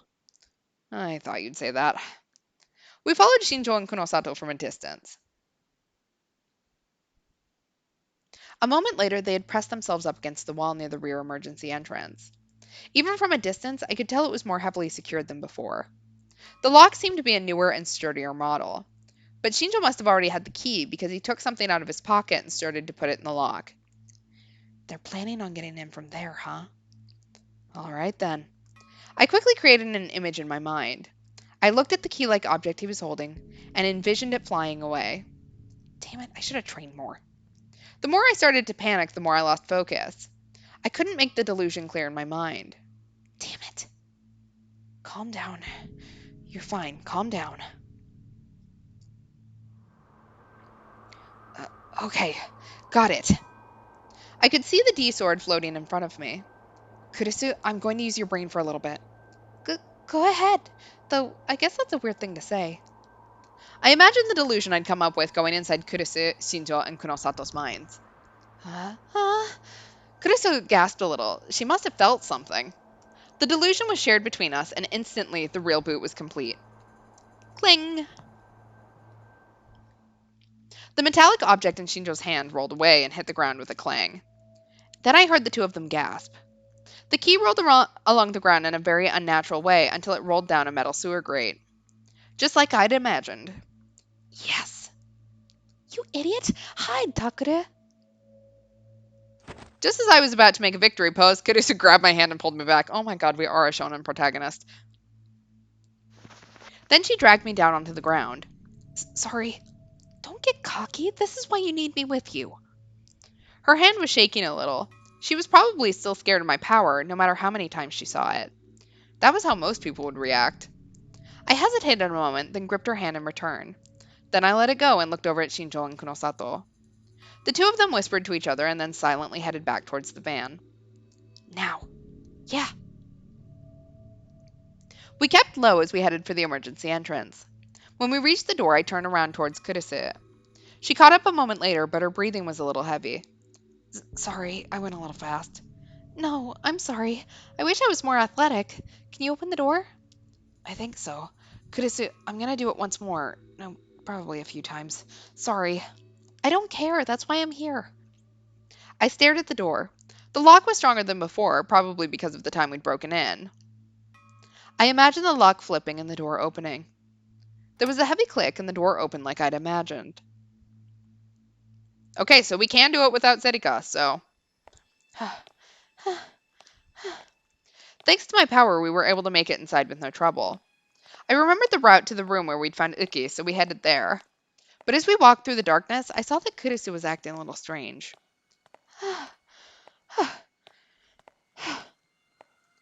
Are you okay? Oh, yeah. I'm just a little claustrophobic, actually. But I'm fine. Don't worry about me. Fine. You're sweating really bad. And then I realized something. Is her injury bothering her? She'd seemed like she was okay, but it had been a really bad injury. It couldn't have fully healed up by now. Hey, Kurisu. I'm fine. Let's hurry, okay? Yeah. She pushed me onward before I could stop. We're almost there. It's not that much farther to the room, so hang in there. Yeah. That's right. It was right around this corner. Huh? Suddenly, we heard a voice sobbing in the darkness. Kurusu and I almost leapt into each other's arms. It was the sound of a little girl. Takuru, is this... Was it a ghost? No, that was dumb. Which meant that it had to be.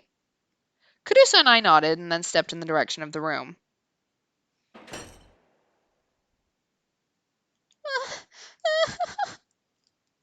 Just like Shinjo had said, the room was completely empty. The beds and the patients that had been confined there were all gone. It was just an empty room. And standing in the middle of the empty room was a crying Uki Yamazoe. How long had she been there? She was crying like a child who'd lost their mother. Nobody's here! Nobody's here! Someone answer me! Kurusu couldn't bear to watch. She ran over and gave the girl a big hug. Soon, Kurusu was crying too. You really hung in there, huh? But it's okay now. So let's go home, okay? But Uki must not have heard her because she just stood there crying silently for a long, long time. The whole time, there was nothing I could do but watch.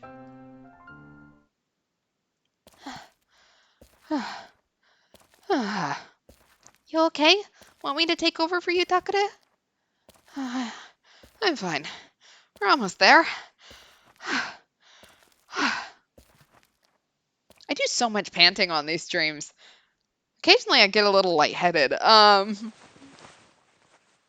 When we finally made it back to Alba dorm, I took Uki off my back and put her on the sofa.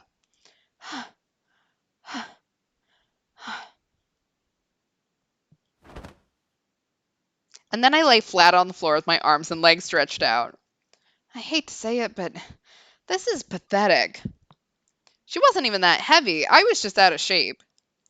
I told you I'd take over. If I let you do it, you're so clumsy you might drop her. How rude. I'm not that bad, and I think I'm in better shape than you are, Takure. Kurusu's eyes were red-rimmed. Her face was red from where she'd tried to rub away the tears. She must have been embarrassed by it because she turned away from me and said something mean. Right, whatever. I gotta tell Dad about her. Oh, yeah, you're right. After Kurusu left to get him, I lifted my tired body off the floor and onto the sofa. Yeah, I should quit smoking. As I'd expected, Uki hated the idea of leaving the basement. But after Kurusu's fervent attempts at persuasion and my own insistence that nobody was coming back to the basement, she'd finally clung to Kurusu and started to break down. And as I carried her on my back, she'd gotten tired and fallen asleep. Where is her family? Her real home? What about her school? I hadn't had a chance to look the first time we'd gone into the basement, and that data was probably long gone by now. Dad says he's coming up. Okay. Kurusu sat next to Uki on the sofa and softly stroked her hair. I wonder if there's a missing person report for her. Shinjo said he couldn't find any data on her. I see. It might be because of the Shibuya quake. After the earthquake, more data on missing persons and casualties had gone missing than you can imagine.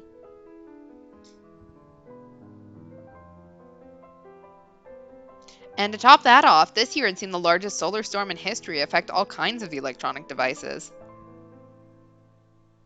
Shibuya hadn't been hit that hard, but a lot of data in other regions had been lost.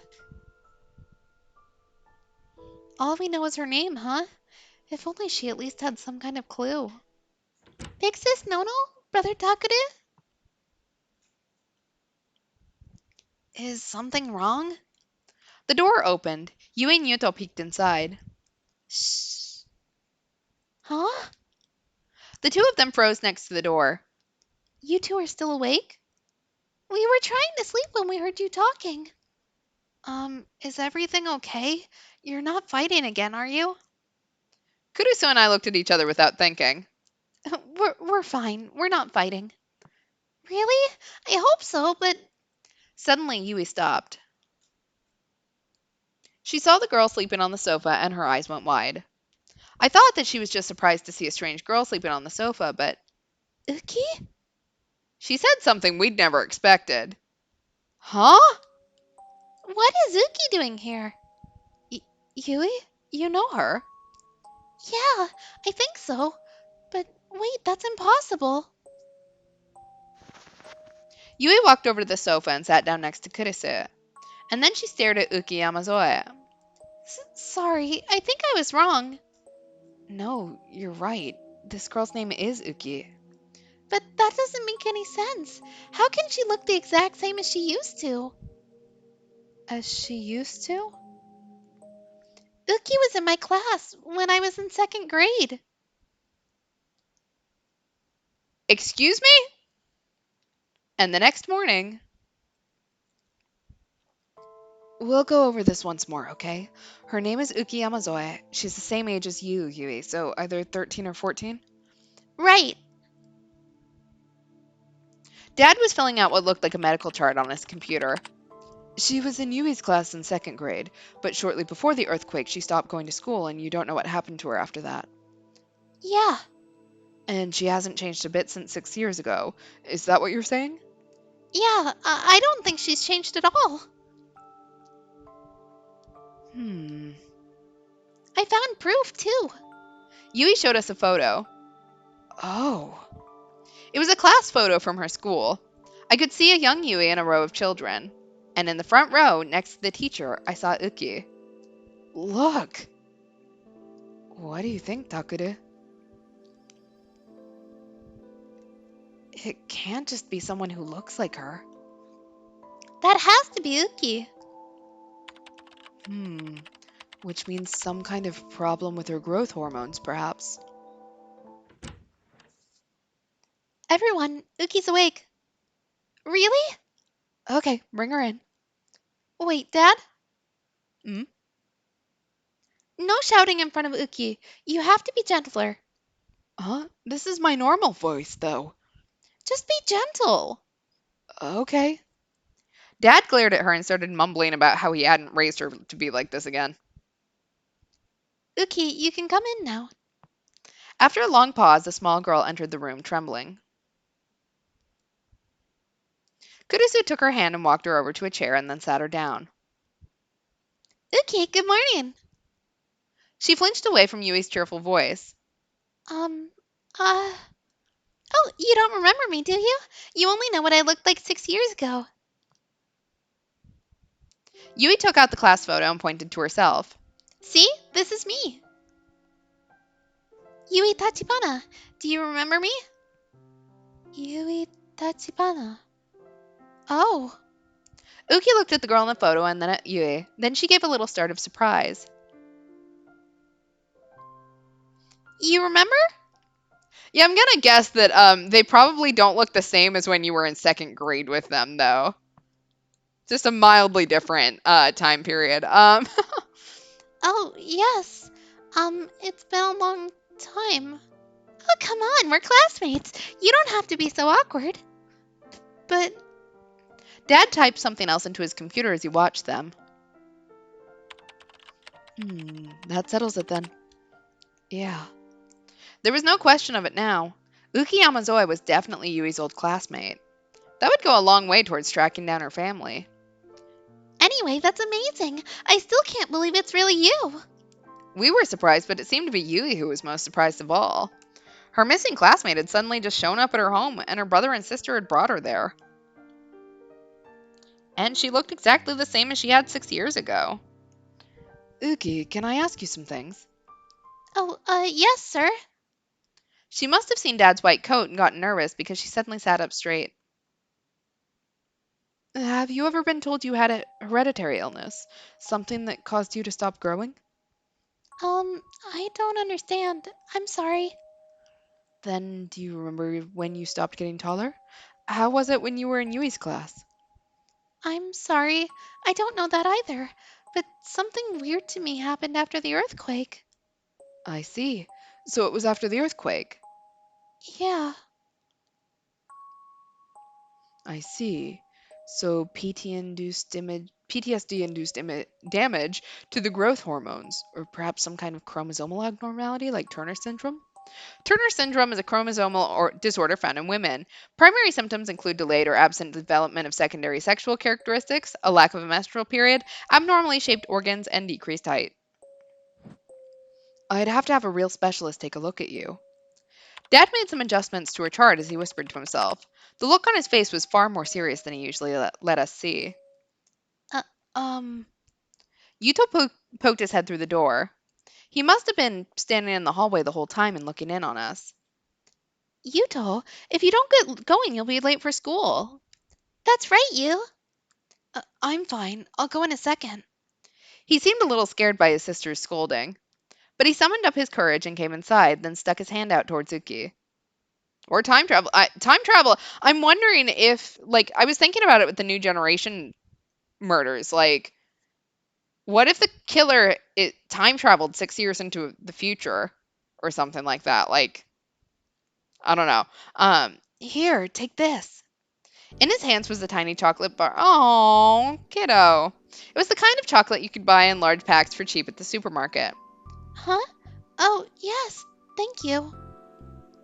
Hey, you! Uki is older than you. Don't talk to her that way. Older than me? Yuto looked very confused and a little unsatisfied. What's wrong, Uki? Oh, it just feels a little strange. I'm not used to this. This? Well, seeing a family get together and talk like this. What about your family? Shinjo had said that she wouldn't tell him anything, but maybe in this environment she'd be more willing to talk. Interesting. I mean, did she look like a model in 2nd grade? When I was little, they left me with the doctors and went away. My eyes narrowed when I heard her say the doctors. She was probably talking about the scientists in that underground facility. And then she'd been a victim of their human experiments, just like Senri Minamisawa. Why had her parents done something so horrible to her? You stayed in that basement the whole time? Yes. Why didn't you, run away? Mother told me not to go anywhere. That's terrible. Yui put her hand up to her mouth. I could feel the rage boiling over within me. She's just like me. Her parents had ignored her ever since she was a small child, and eventually they'd just disappeared. But still, she wasn't able to get away from them. You were taking care of the victims. I mean, the people there, right? Why? Because of the earthquake. There was a sadness in her eyes as she remembered the people that had vanished. After the earthquake, the doctors went away. So did the nurses who cared for everyone. So the hospital told me to take care of them instead. What about school? You're wearing the uniform for Hekiho Academy, right? At your age, you should be in the middle school. Hekiho Academy? Our school. You're a student there, right? But Uki shook her head. These belong to a friend. A friend? At first, it wasn't just me who was taking care of the people in the basement. I had a friend who was my age. Sometimes she wore these, and I always told her they were cute. I see. Did that girl come from the outside then? Yes. I see. So she was the student at Hekiho. At first, she worked alongside me, but she started to get sicker and sicker and didn't come as often. And then one day she gave me these as a present. She said that she didn't need them anymore and that I should take good care of them. Uki looked down at her shoes. So these clothes are very important to me. I always keep them clean and wear them all the time. When I saw her expression, I understood. Her friend probably knew that she was dying. She'd been a victim of the same horrible experiments as Minamisawa and Uki and had gotten sick as a result. Then you took those old people out. Takure? Kurisu interrupted me gently. Let's not ask too many questions at once, okay? Oh. Uki, I know this has to be painful for you, so let's talk about it more tonight instead, okay? You're right. And we haven't even eaten breakfast yet. You must be hungry, right? No, I'm not. There was a cute little rumble from her tummy. She gasped a little in embarrassment and turned red. Dad, that's okay with you, right? Yeah. Hey, Uki, this girl may look scary, but her cooking's top-notch. Go upstairs and eat. Dad. Kurisu pursed her lips as she took Uki's hand and stood up. Yeah, it's the Santa Claus rules. Once she died, I had to put on her clothes and took her place as the nurse. Oh, here, you can have another piece of chocolate. Thank you. As she left, Yuto quickly gave her another piece of chocolate. Aw. At lunchtime, Ito and I were heading to the club room. Then that Uki Yamazoe girl's at the Alba dorm now? Yeah, I don't know what's going to happen now, but I want to try and help her. I still can't believe she was in Yui's class, though. Yeah, I'm surprised, too. That's a good thing, though, right? A good thing? Yui was happy, wasn't she? Oh, so that's what you meant. Yeah. Yui had really looked happy this morning. Normally, she probably tried her hardest to play the role of being Yuto's big sister, but she was still only in middle school. If she ran into a friend, of course it would make her happy. Is something funny? Nah, just no matter what you say, you really care about your family now, don't you? That's not it. Don't blush. It's a good thing for you too, isn't it? To have something like that. I'm not blushing. And wait, it doesn't matter anyway. Come on, let's go to the club room. We need to tell Onoe, Arimura, and Kazuki about Yamazoe too. Of course, I'd already told everyone to come for an emergency meeting. They should be in the room already.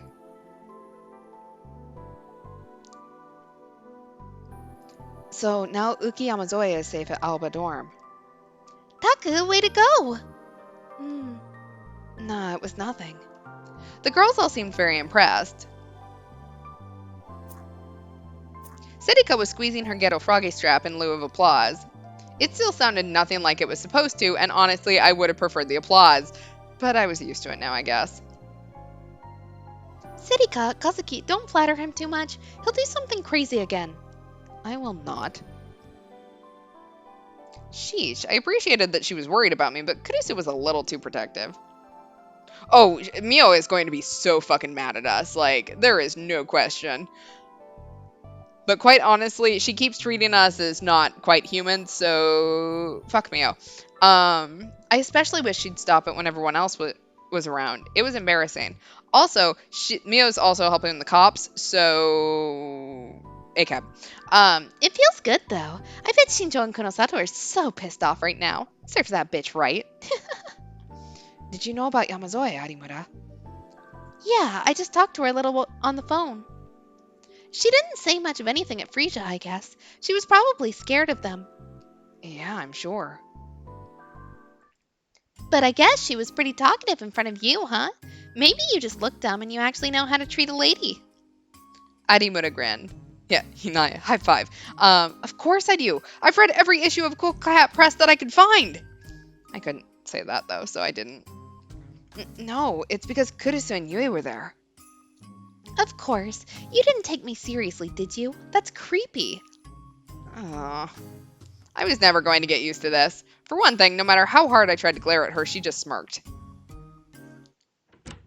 I was trying to think of a good comeback when the door to the club room suddenly opened. The door opened softly, but it was clear that the person standing in front of it was furious.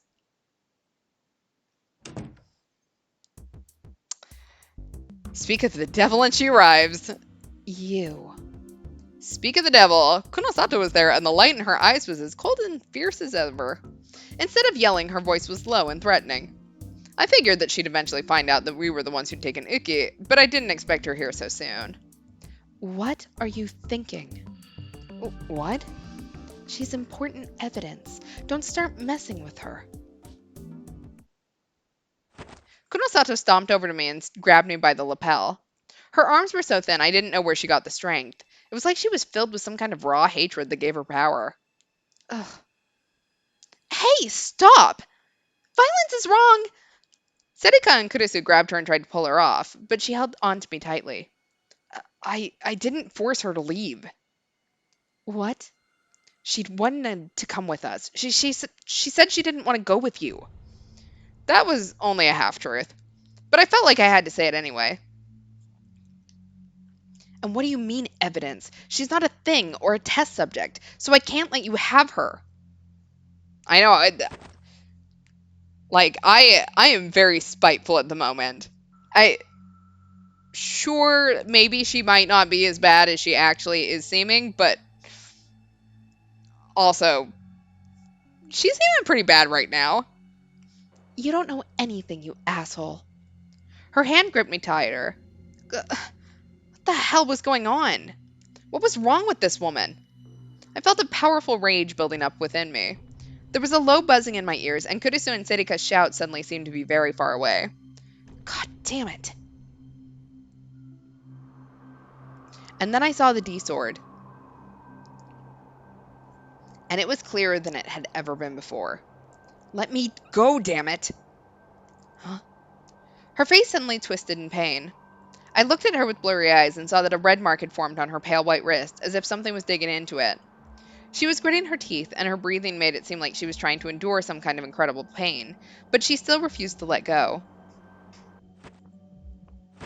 Miyashiro! No, don't do it! Arimura's scream seemed like it was coming from underwater. The new violent temptations within me had almost taken control. What she's trying to do is wrong. I'll get rid of her myself. Oh no, that's probably not a good shift for us. That righteous anger combined with this power, I can do anything I want. A maddeningly sweet feeling of omnipotence overflowed from within me and refused to stop. Oh no, we had an ego problem to begin with. That's right, do it. Just kill the bitch, it screamed. Stop it right now, Takuru! I heard Kurisu yell in my ear. At the same time, I felt a strong slap against the cheek. And then Kunosato and I were pulled apart. Huh? I suddenly regained control of my senses. Kurisu, Ito, and Serika had grabbed me and were holding me back, while Arimura and Kazuki were doing the same to Kunosato. Kunosato looked at me with eyes full of hate and then pushed Arimura and Kazuki away. Watch out! Serika quickly grabbed them and held them up. Are you okay? Thanks, Seri. Enough of this. Kunosato. Now it was the Empress's turn to get mad. Please leave. You're not a part of this club and you're not welcome here. She was clutching her hands into fists so tightly that they turned white, standing between Kunosato and the rest of us as if she was some kind of protector. I don't know why you're behaving this way towards Takuru, Uki, and Arimura, but I won't allow it. I don't need your permission. You saw it just now. Psychics are dangerous. Leave. Now. Kurisu's voice left no room for discussion. Neither of them moved a muscle for a moment. Oh, wait, stop! And then we heard panting coming from the hallway. Huh?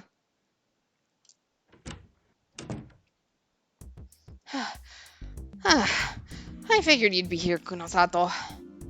It was Shinjo. He must have been running for a while because his hair was messed up and there was sweat on his forehead. Didn't I ask you to leave this to me? The way you want to do it takes so long that the evidence we need will be destroyed. I know you were in a hurry, but there are better ways to do things. I'm sorry, Kurisu, we didn't come here to fight. Then why are you here? Please don't look at me like that. Shinjo looked at both of them, troubled. Then he turned towards me. Listen, Miyashiro, I know what you're going to say, and I don't blame you for taking Uki last night. We were probably in the wrong there. So now we've come to ask you a favor. We want Uki, and if possible, you and Arimura to get an examination at a proper facility. What? Arimura responded before I could. If anyone needs their head examined, it's you. Did you honestly say we'd say, yes, please run a bunch of experiments on me? Let me finish. This is for your sake, really. His next words came as a shock to me.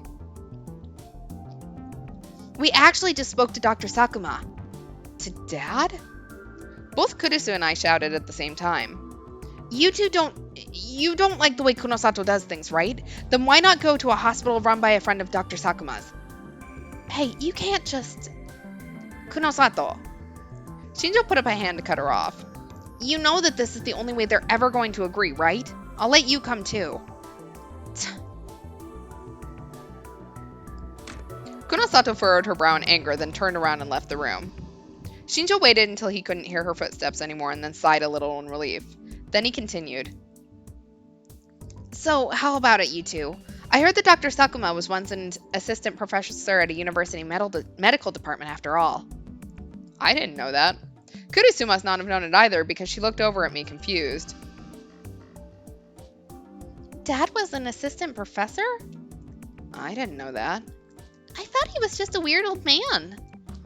Hey, I mean, the way he looks, I can see where you'd get that idea, but... Shinjo laughed, seemingly in sympathy with my dad. I think a friend of his can be trusted. What about you? Either way, I refuse. I thought so. Shinjo chuckled. He was probably anticipating that response. But you know, Arimura, from what Dr. Sakuma said, your powers might be having a bad effect on your health. What? Go meet Uki Yamazoe. You'll find it very difficult to believe that she's 14 years old. Right, Miyashiro? It was true that Uki looked the same as she did in her old school pictures. It was like the passage of time had stopped for her.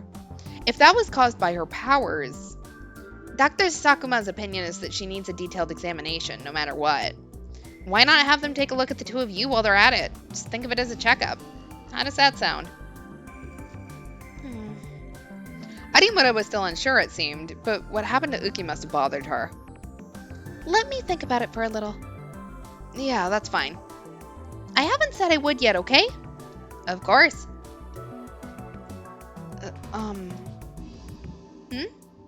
I looked out the door where Kunosato had just left. If Dad says I need an exam, I'll get one. But if Kunosato starts treating Yamazoe or Arimura like guinea pigs in the middle of it... I hesitated for a moment, unsure of what to say, but then I continued. I'll get mad. I'll use my powers and wreck everything so that you can't do an exam. Please remember that. Taku? Dude! You can't do that. What are you saying? Everyone was shocked at seeing me act so differently than usual. But I remembered the sense of power, of omnipotence that I just felt, and shivered a little. That's right. I could do it. I would do it. If I had to, I could do what I just did. Understood. I'll make sure she understands that during the exam. Will that do? Shinjo sighed a little and shook his head. He was probably trying to come up with a way to keep Kunosato quiet and not having much luck. Alright, sorry to interrupt your club time.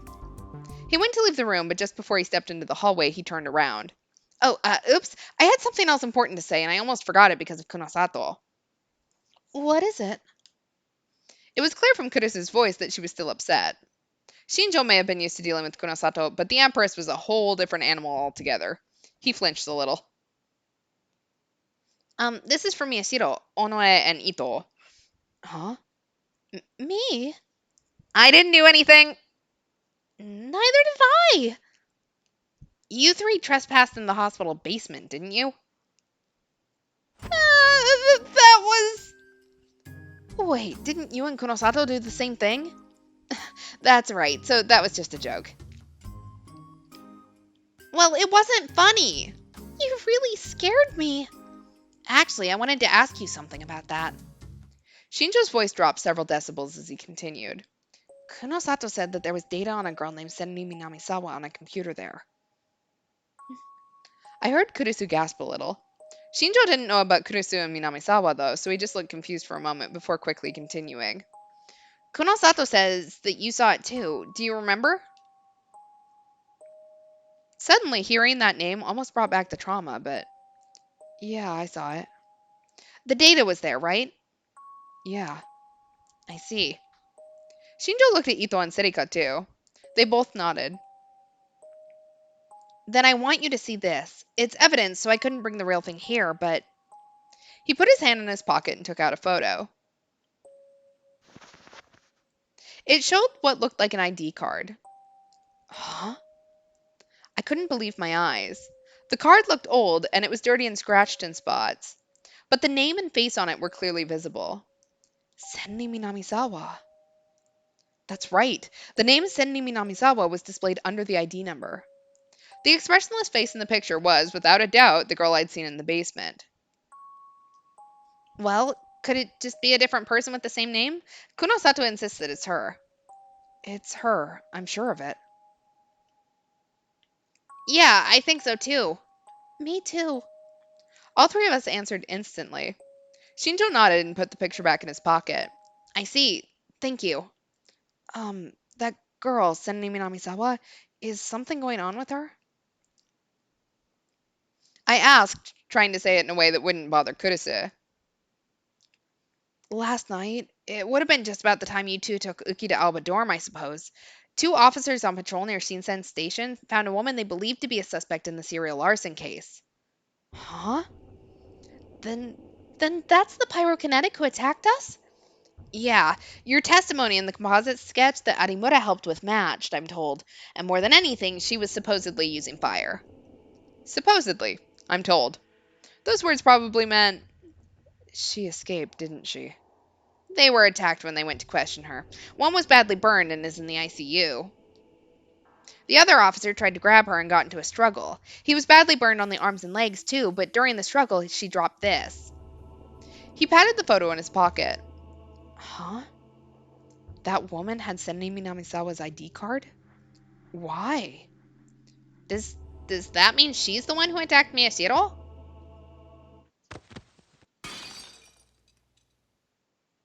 Suddenly, there was a loud crash. I turned and saw that Kurusu had gone deathly pale and had been forced to grab a table to stop from falling over. Her teacup was lying shattered on the table. The sound was probably from when she dropped it. Kurusu! Kurusu? Are you okay? Yes. I'm sorry, I just felt a little dizzy. Sit down, Vice President. Thanks. Kazuki dragged a chair over for her to sit in, and she collapsed down on top of it. Shinjo seemed to realize that something was wrong. He hesitated a moment and then asked in as soft a tone as he could muster. Kurusu, do you know something about Senri Minamizawa? Shinjo, that's not... I'm fine, Takuru. Kurusu looked up and cut me off. And then she told him how Senri Minamizawa was her childhood friend and that she was being used as a test subject in the experiments conducted in that basement. And finally, but her name's on the memorial for the victims of the Shibuya earthquake. It can't be her. That's how she finished. That's right. Kunosato said she probably died in the earthquake too. I quickly added. Shinjo thought for a moment and then spoke even more gently than before. Kurusu, thank you for telling me this. The police are investigating whether the records of her death are accurate. Depending on what we find, I'm afraid I may have to ask you to come down to the station to talk to them. That's fine, though I do believe it's some kind of mistake. There was no doubt in her voice. Shinjo chuckled a little. I don't want to doubt your friend, but it's part of my job. Whoever the arsonist might be, there's a chance they might come after you two again. Miyashiro, Arimura, be careful. You're right, aren't you? She knows you're psychics now. If something happens, call me any time, 24 hours a day. Also, don't tell anyone about Senri Minamizawa until the police make an official announcement. I don't want the media finding out until we know the truth of the matter. Thanks. Shinjo took one last worried look at Kurusu and then left the room. Everyone fell silent, lost in their own thoughts.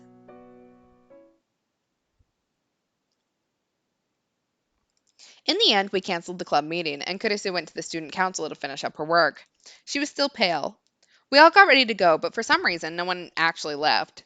Serika and Arimura were paging through magazines. Kazuki was still silently playing SO2. Ito and I were thinking about the case and glancing occasionally at the map on the wall. There was a new sticky memo on the map. While I was trying to decide if we should add it, Kurusu had written it down and copied it herself. Her normally beautiful handwriting was a little unsteady. She'd probably been shaking as she wrote it. Senri Minamizawa, huh? Yeah. The girl in the ID card photo does look a lot like the one Arimura described for that sketch. Arimura looked up from her magazine. She was staring at me. She didn't say it aloud, but it was obvious that she was trying to tell me that she thought so too. I thought back to when we'd been attacked by the pyrokinetic. She was a lot older, but if the girl on that ID card grew up, she might look like that, yeah? Then was she the one who attacked us? But that can't be. If only we had some more solid information. Maybe that girl knows something. That girl? Yeah. I hesitated for a moment, but then realized that we weren't getting anywhere as things stood, so I held my hand out towards Ito. Let me borrow your phone for a second.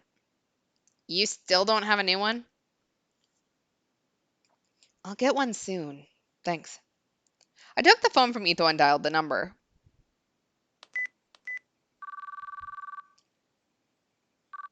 After a few rings, I heard a voice I knew well. It was a gruff voice that I'd heard almost every day lately. Hello, this is Alba Clinic. Hello, Dad? It's me. Hmm?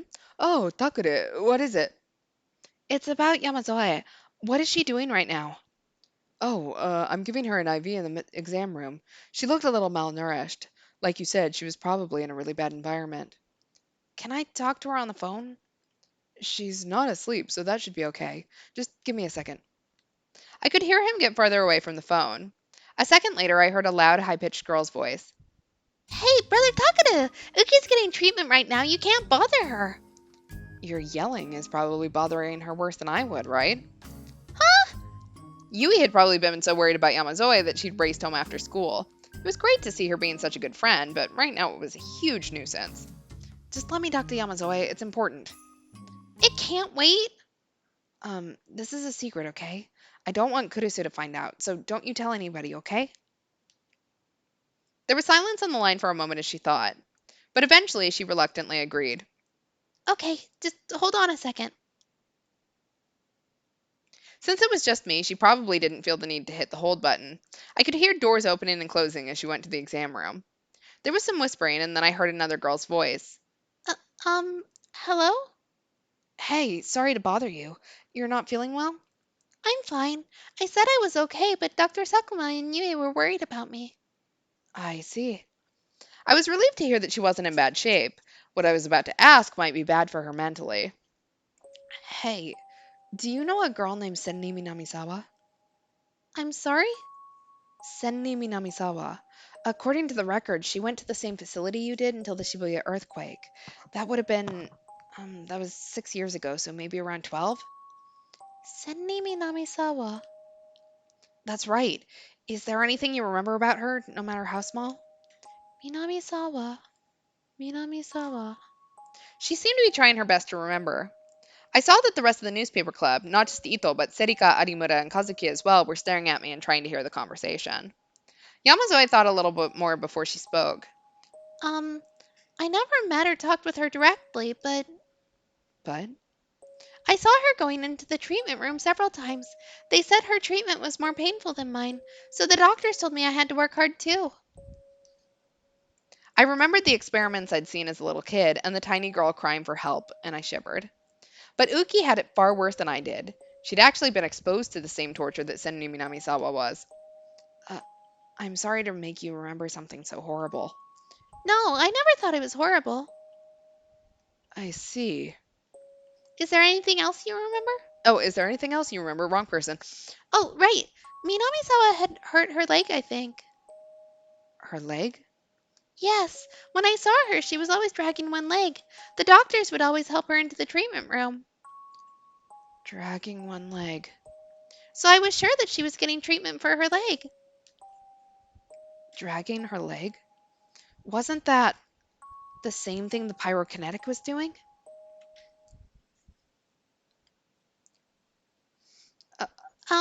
Miyashiro? No, sorry. If I need anything else, I'll ask. Thanks. All right, I'll give the phone back to Yui. Just hang up. She's being annoying. Anyway, see you later. Hey, I heard that. What do you mean annoying? I hung up the phone before she could finish and handed it back to Ito. Then I looked at the map again. I saw the two notes that Kurisu had written in a trembling hand. Pyrokinetic found. The woman had Senri's ID card. Pyrokinetic/killer might be Senri. Is that woman really Senri Minamisawa?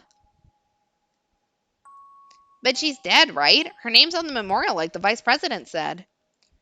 Yeah, but the data we saw underground said she was missing. And that's... Yeah, just like Shinjo had said, I was sure that meant she was dead. Kurusu had said so too. But what if the data was right and she'd only gone missing? What do you mean? Sirika was looking between me and the map in confusion. Don't you remember, Onoe? AH Tokyo General was one of the main relief centers during the earthquake. They would have had any number of ways to share data.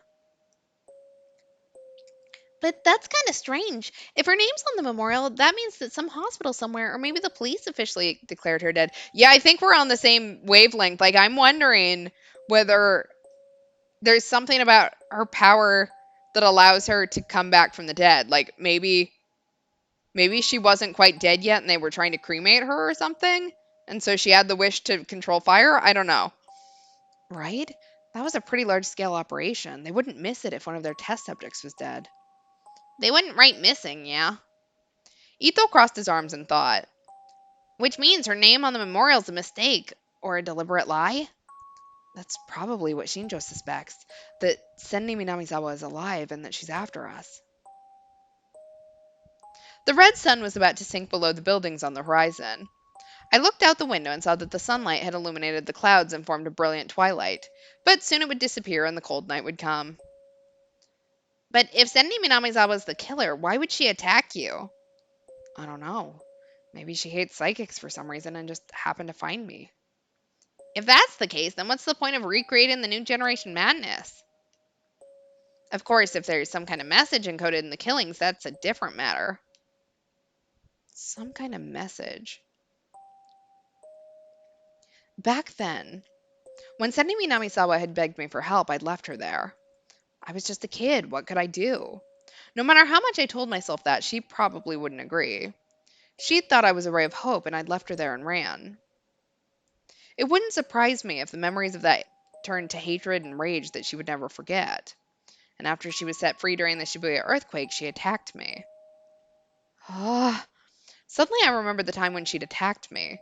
The smile on her face had chilled me to the bone. And this is what she'd said.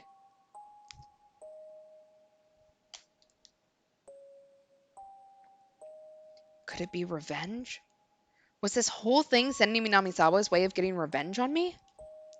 Damn it, that's impossible. I realized what I was thinking and slapped my hands against my cheeks to drive the thought from my mind.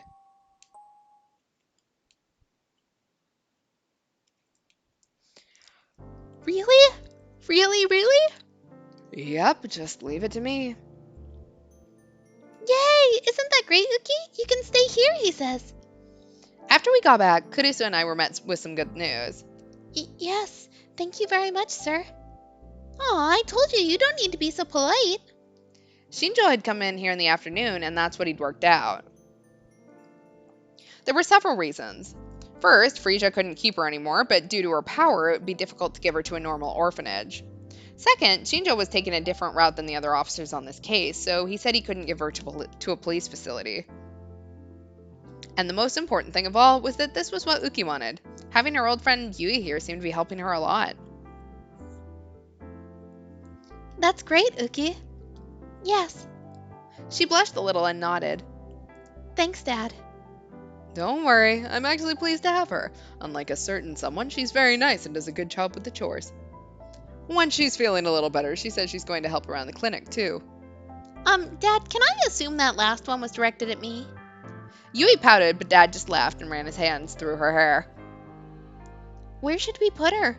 We don't have any spare rooms right now. You want to sleep with me, right? Right? We can't do that. What about Yuto? Who cares? You don't mind, do you? See, he does mind, so no. Then what about my room? No way! Brother Takaru, you're such a pervert! There's no way that's a good idea. No, that's not what I meant. Once this case was settled, I intended to leave, so I could sleep in the dining room or something and she could have my room. But Kurisu seemed to know exactly what I was thinking and she poked me in the stomach. What? I'm not letting you leave us again. The deal was only that I'd stay here until the case was resolved, right? That's true, but I've told you a bunch of times that I don't think you've got any business living on your own. Dad suddenly slapped his hands together. Oh, I know. We do have a spare room. Huh? You know, we had that room that we used to use when the nurses did overnight shifts. Huh? We use that as a storage room now, though. But that room gets a lot of sun, and I've been thinking that it's a waste to use it as a closet. Then you should have cleaned it out earlier. Kurusu sighed and turned to me. We can clean it out tomorrow. Help me with it, okay? Okay. Yuto answered cheerfully. But what do we do for tonight? Yui can stay with Utki and Yuto can stay with Dad? Does that work? Yeah. Okay, I'll go get a futon ready. Can you help me? Okay. Oh, I can do it myself, ma'am. It's fine. You don't know where anything is yet, right? And stop being so polite. Yes, ma'am. And stop saying ma'am. Just talk normally. Try it, okay? Okay, but I'm going to help too. Yeah? Then let's both... Oh, wait a second. I stopped Uki before Yui could take her out of the room. What's wrong, Brother Takare? Yamazoe, I talked to Shinjo, but I wanted to ask you one more time. I'm sorry? You really don't know where my smartphone is, do you? Smartphone? You know, like one of these. Yui took out her phone and showed it to Uki. When she saw it, she finally seemed to remember. Oh, the telephone that Shinjo showed me. I put it back where it fell. Do you know who picked it up? I don't. I'm sorry. I see. So it was just as Shinjo had said after all. Then who had my phone and the picture inside it? And how had they been able to call Ito's phone? Brother Takare, can we go now? Are you done talking? Yeah. Let's get ready for bed then. Dad, I can use the stuff from the clinic, right? Yeah, we just hung them up to dry and there should be one we haven't used yet. Also, there's the sheets. I know that. Oh, right. Uki, do you want to take a bath together? Huh? Yes, ma'am. I told you to stop that. Oh, okay. You're not allowed to take one with us, okay? I know that. Yui's really excited. Yeah, but I can understand. It's nice having friends. Yui took Uki and Yuto out of the room. Are you okay, Kurisa? Why? You know, food expenses and stuff. We've got another person to take care of now. We'll be fine. Uki says she's going to help around the house, so it'll actually get easier. As for food expenses, as long as Dad works hard. Yeah, leave it to me. Oh, I'm gonna hit the bathroom. Dad quickly ran out of the room to escape Kurisu's gaze. That man. She chuckled, but there was a kindness in her laugh. All right, back to Amy and Max Caddy. How is Miyashiro? Completely awakened. Shall I do it? More. Yes, more. More suffering. More regrets. More. As you wish. Well, this is undoubtedly not going to go well. Sunday. Arimura, Uki, and I got a full medical checkup at a hospital run by a friend of my dad's, just like Shinjo had suggested. And now the numbers, brainwaves, electrocardiographs, MRIs, and other images were lined up on Dad's computer screen. Of course, as a complete amateur, I had no idea what any of it meant. Kunosato was talking to my dad as if she were a colleague, rather than addressing him as the much older man that he was.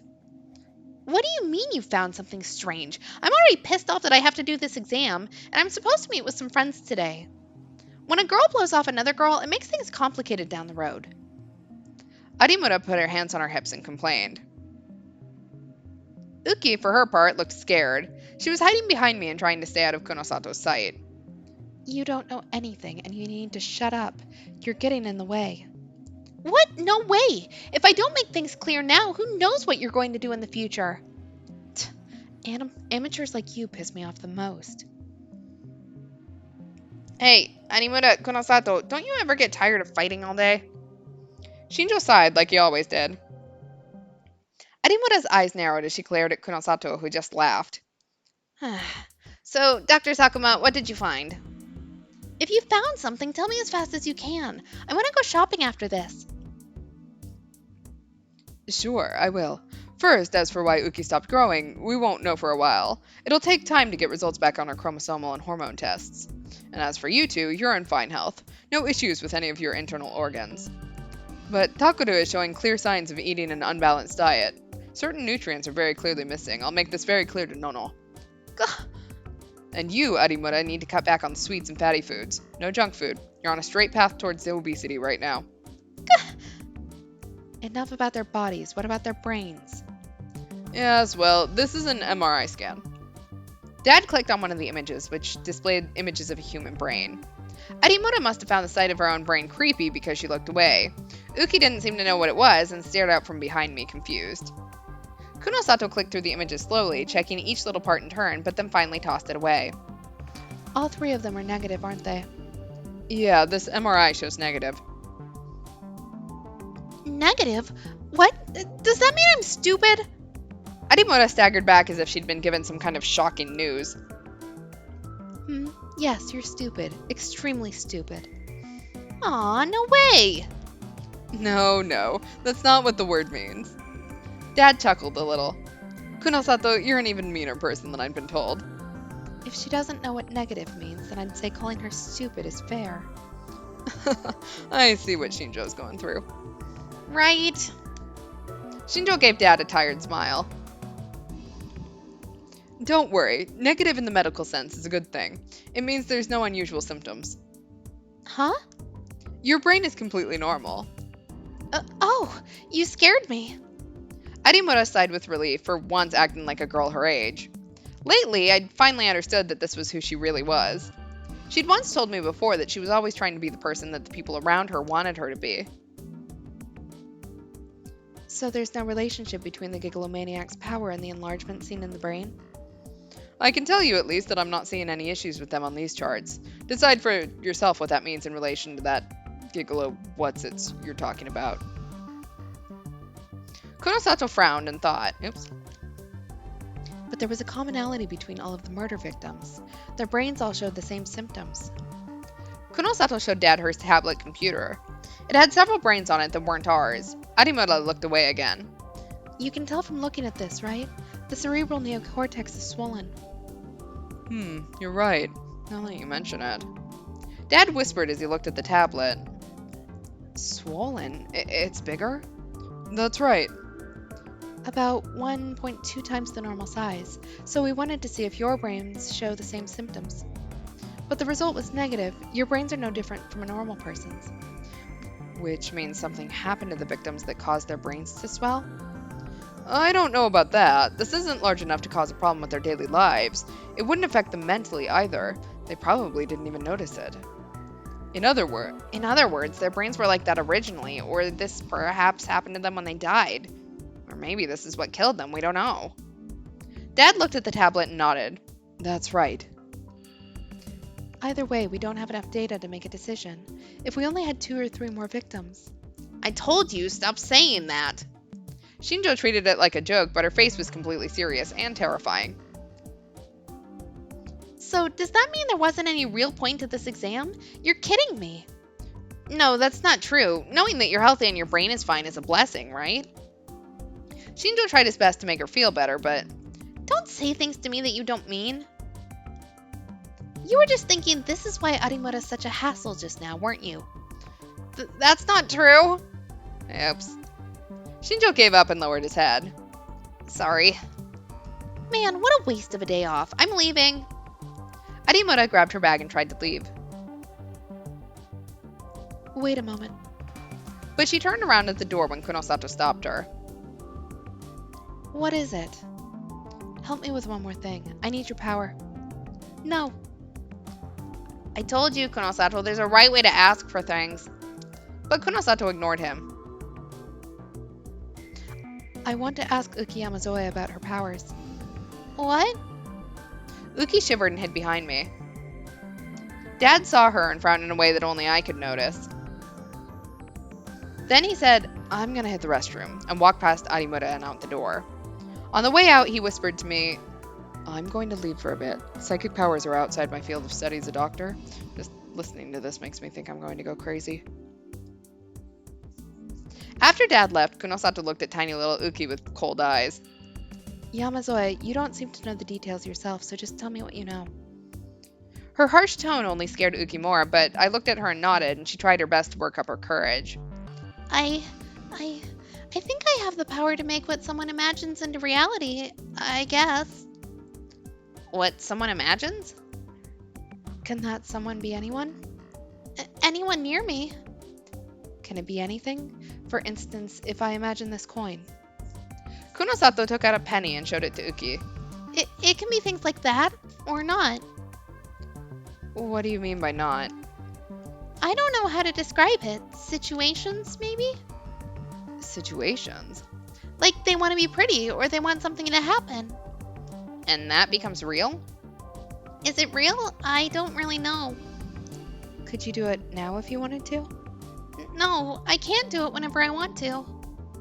Well, Arimura?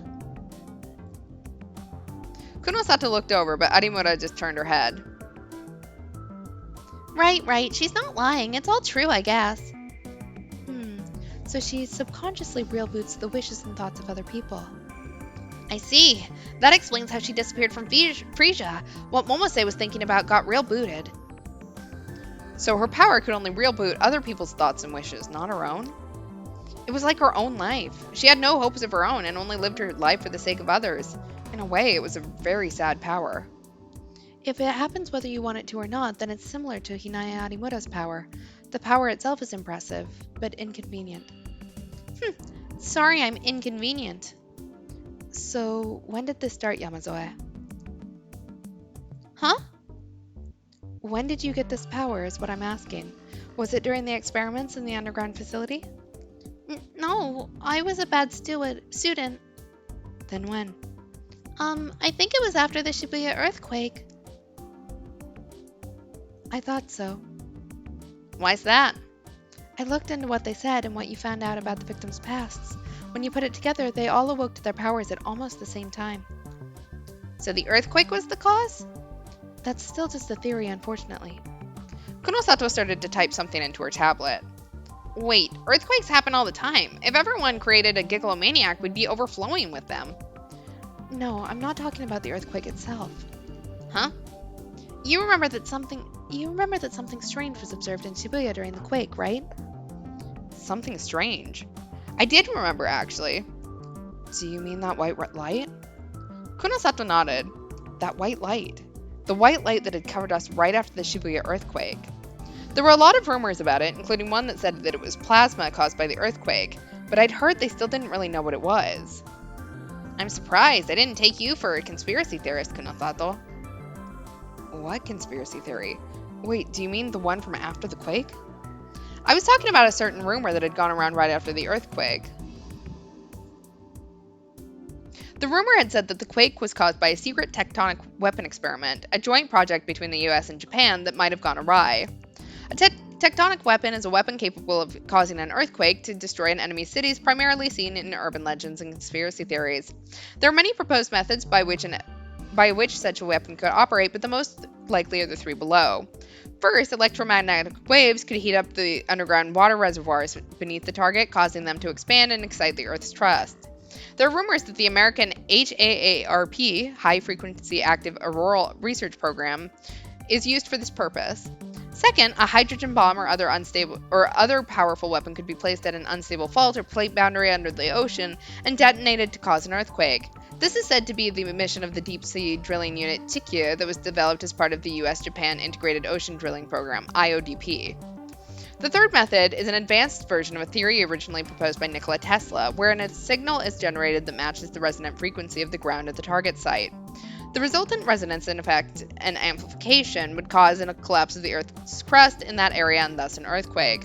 While it wasn't a weapon, Tesla developed a device to prove this resonance effect exists, which is said to have actually almost destroyed a building. There's another theory that became popular on the internet as well, which involved sending an army of sumo wrestlers to an active fault near the target point, where they would all stomp on the ground at the same time. However, given the inherent difficulties of transporting a sumo wrestler army deep into the enemy territory, it must be said that this method is impractical. And that the mysterious light was caused by its explosion.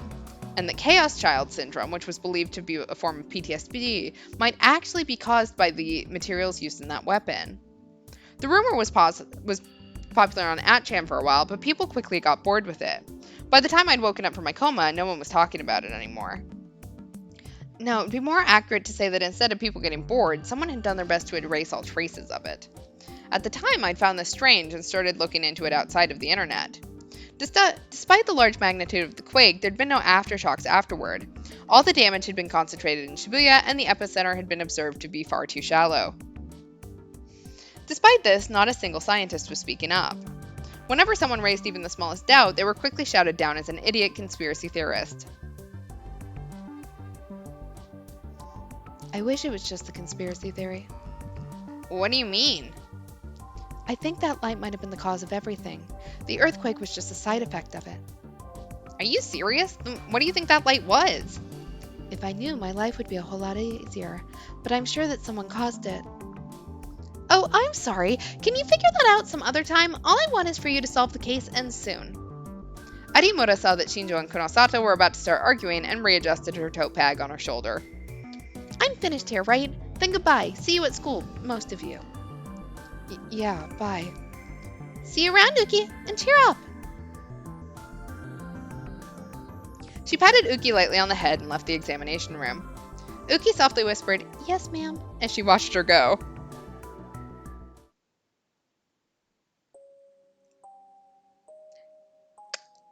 I think we're going to end here for tonight. I'm starting to have problems reading because I'm getting tired. So, next stream, Tuesday, 10 o'clock Eastern and 7 o'clock Pacific. I don't have any announcements other than remember Mana is performing at Metrocon next week. So, go see them do some cool shit. And that's all I got. Thanks for hanging out. Have a good night. And see you on Tuesday. Bye.